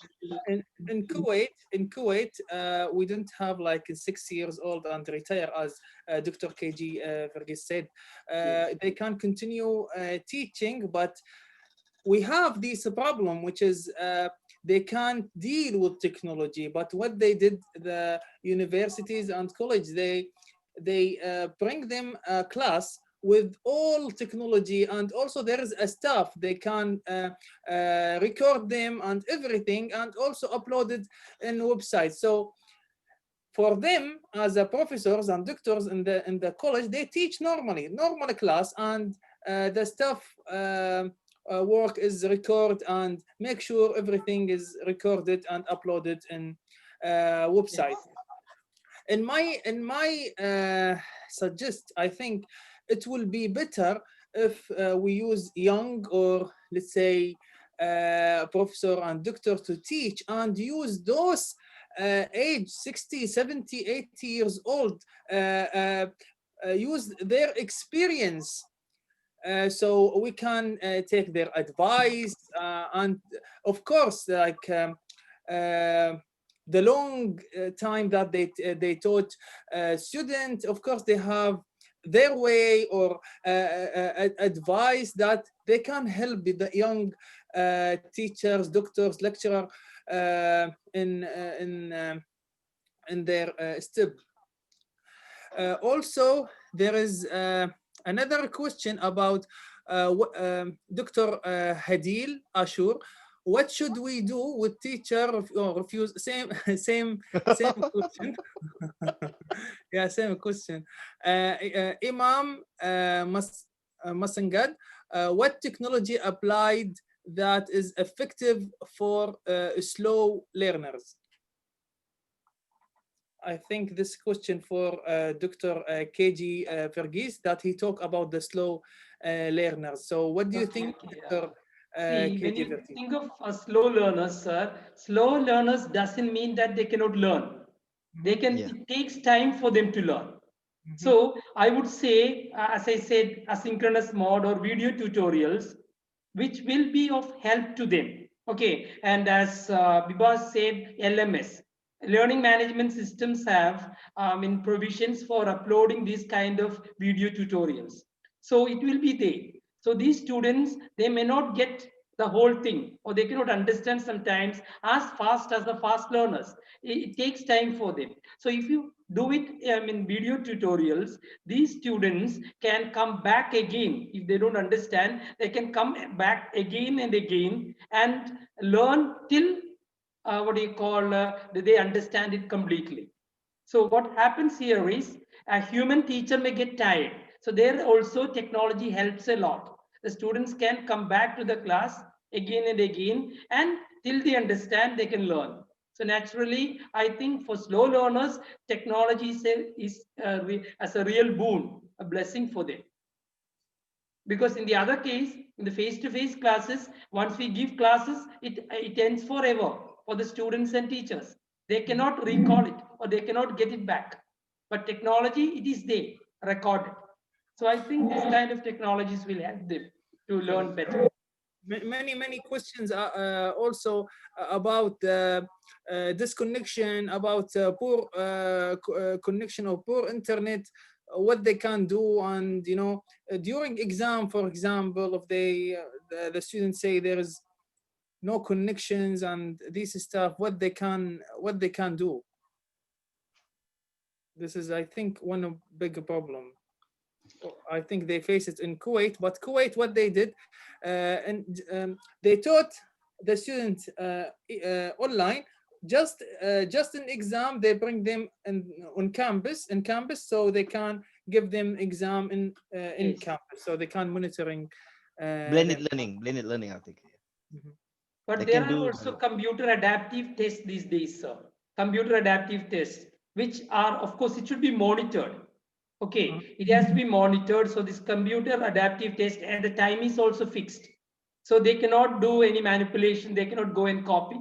So the time is, so this computer adaptive test may be used. But nowadays we think that things will be normal and students will come back to a college and they can take their test. I think, but computer assisted assessment is also a area of research nowadays, because we have in India, we have National Testing Agency, okay, who are conducting exams all over India at the same time. Of course, they are brought to colleges, but everything is done online. Thousands of students or job seekers often take the exam at the same time through computers. But most of the questions are multiple choice type, objective type questionnaire.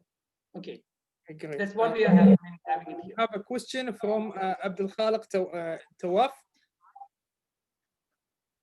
Yes, Abdul Khaliq.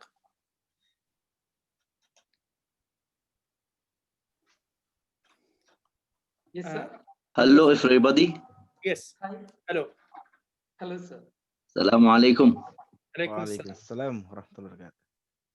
I'm Abdul Khaliq Tawaf, professor at Amran University, Yemen. I think in Yemen, all the problem you imagine we have. In Yemen, that is the poor country and face a lot of trouble with this stupid war. We don't have good connection to internet. We can use the internet capabilities to get the knowledge to connect with other. This is the most important um, trouble we face. Our organization can't improve their abilities to get the knowledge by internet. We can't improve our infrastructure to knowledge. We can't make e-learning with trouble without trouble, because we don't have our organization haven't money to to get this technology. We don't have the the practices to use these applications. I ask myself every day. There is advice to improve our ways to use WhatsApp or Facebook. This is the ways, the cheapest way to connect with other. But the e-learning that you imagine, we can't use in Yemen. I have connect to internet for 4 megabyte, but I have in fact 100 kilobyte, because that my internet not suitable or good to learn or to listen me. Have you advice to get a cheap application or some ways to get the knowledge and the e-learning effective? Thank you. Thank you, Abdul Khaliq. Just based on my experience, e-learning is not just using apps and Skype, Zoom, and other. Also, there is recording the class, as I said, and uploaded in university website, or maybe via Google or any program that you can send the video to the student and they can learn at home. Also, you can, as Mr. Pepas, and we'll listen to his advice soon, you can send them a website or make them an exam or pop exam and send them the website, and they can go and take this exercise and learn themselves. So what do you think? Let's go from Dr. KG Fergis, then Mr. Pipas, and finally Dr. Andy. Okay. I mean, myself, as I said, digital divide is a problem everywhere. He spoke about Yemen, but I think it is the same case in India, even in Nepal. Okay, and there's a digital divide, and there are people, there are haves and have-nots. Okay, as far as digital equipment and everything is concerned. So what can be done is, I mean, we go often, even WhatsApp or Telegram, even such, I mean, applications can be used for teaching learning process. If not videos, we can have this. Sometimes, for example, WhatsApp, our students was telling so many videos, I mean, and naturally data is lost, the space is not there. So you can put first in the Google, on the YouTube, and then you can share the link. so that it will be easy for them. Most of the colleges will be having a YouTube channel. So the YouTube link can be very easily shared, or as I said, so I think the synchronous form works. And another thing which we are doing in India, especially in poor states, it's like what do you call? I mean, broadcasting classes through TV channels or TV, the Doordarshan, the official government channel. So students can access it because most of the homes will be having, I mean, TV sets. They can access it, and then maybe when the net is fine, the teacher will, I mean, contact them, and they can have their doubts cleared through, I mean, low tech like WhatsApp and things like that, which are very common. That's how, I mean, it's being done. Digital divide is everywhere, or maybe with varying degrees. Maybe in Yemen it will be more. In India it is there. I'm sure it is there in Nepal and Indonesia. Everywhere these digital problems are there. So that's how we manage. Thank you. Correct. Let's say, Mr. Pipas, if you can give us your advice. Okay, thank you, Professor and Dr. Varghese. I agree with both of you. Everywhere there is the problem. Even in my view, developing and underdeveloped countries, they are facing, and it's really challenging. As we share a lots of session in lots session, we share regarding the web tools, or we talk regarding LMS, but somehow in practically in remote areas, many students are facing the problem. Here, let me share the project of Nepal, even the government. What in the context of Nepal, what has been done for those students who could not have the internet access? For them, our government has also categorized the students on the basis of their access. For example, students who have access to all service, students who have access to internet, to students who have access to mobile or mobile phone or computer but does not have good internet access, students who have access to mobile phone but non-smartphones, students who have access to TV and radio, students who do not have access to any of the uh, infrastructure. So on the basis of it, our government has also categorized the levels of students, and we broadcast, the program is broadcasted over television, as Varghese said, the darshan or Doordarshan. Similarly, here in the local television, radio, and so regarding here, the categorize of student has to be done. And another one is thing that I would like to add here, being ICT teacher trainer, we can use that sorts of websites, or as Dr. Varghese said, YouTube, and they can download and watch in the similar way. Those software, those websites that needs the only the low data, that sorts of websites can be used rather than using the synchronous mode of learning. Or synchronous mode of learning can be applicable in that conditions where the student, when the teacher provide them some tasks, they can do the work on their time, on their interest, whenever they be free. So in that way, if we use the asynchronous mode of learning, then in some extent, it can reduce the problem. Or we have to categorize the students on the basis of their access. So thank you. Over to you. Dr. Andy? Thank you. I think almost the country in this world or feel this problem. Based on my experience in my university and some school that I have observed in my research. So most of them apply a blended learning. The combination between face-to-face and online learning. So the first thing that they prepare is LMS, learning management system, where we can find in Schoology for free, or Edmodo, or Google Classroom. And then the teacher create the classroom and then invite the student through WhatsApp group, or Facebook or Telegram and so on.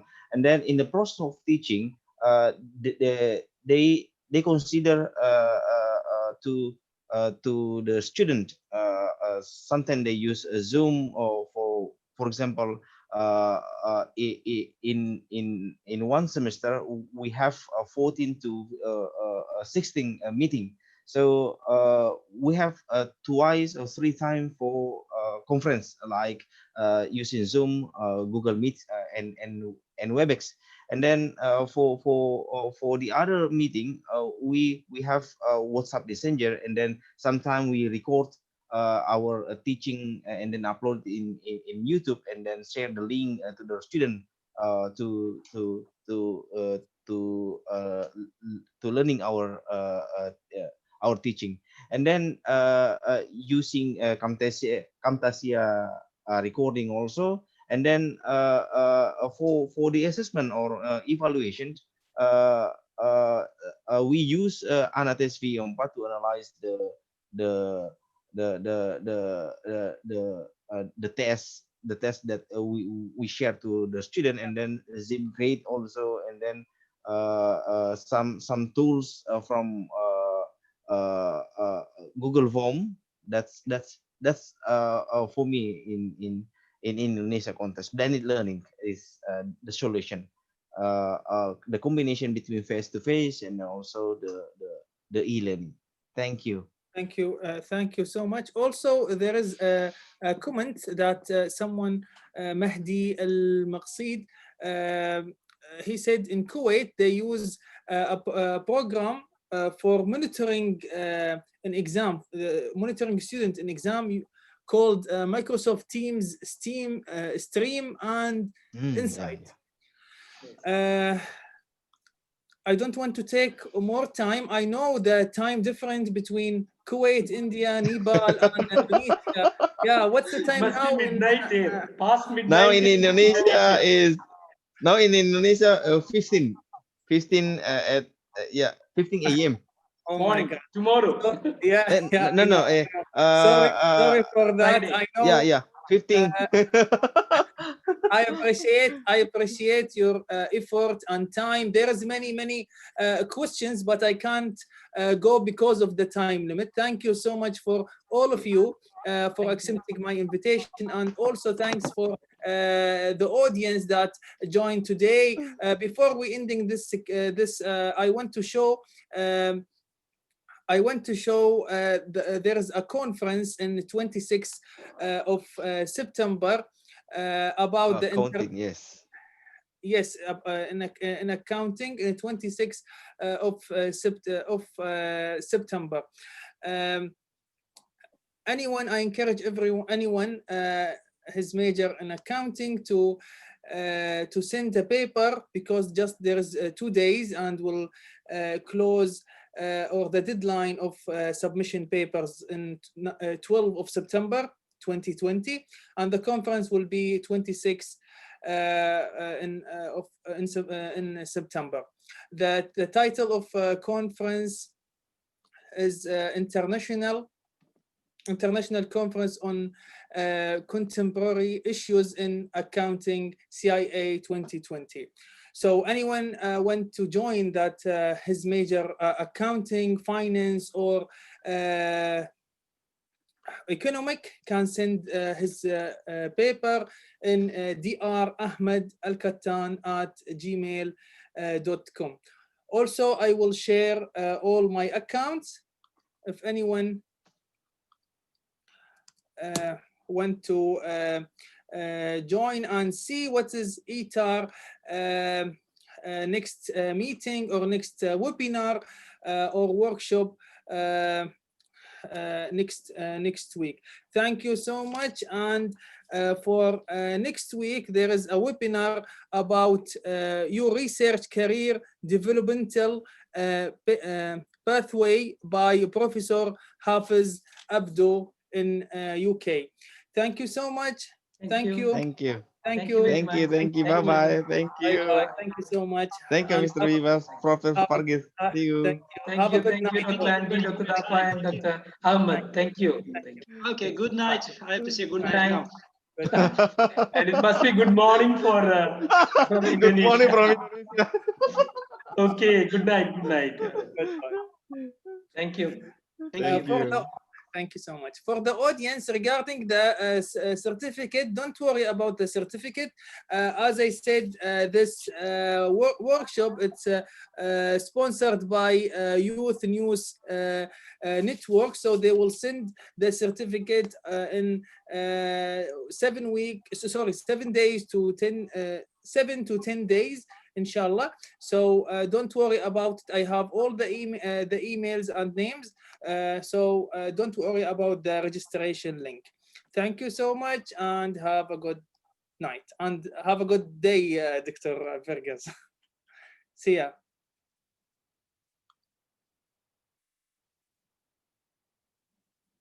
Sorry, before ending, there is a survey. When you end the meeting, there is a survey. So I hope you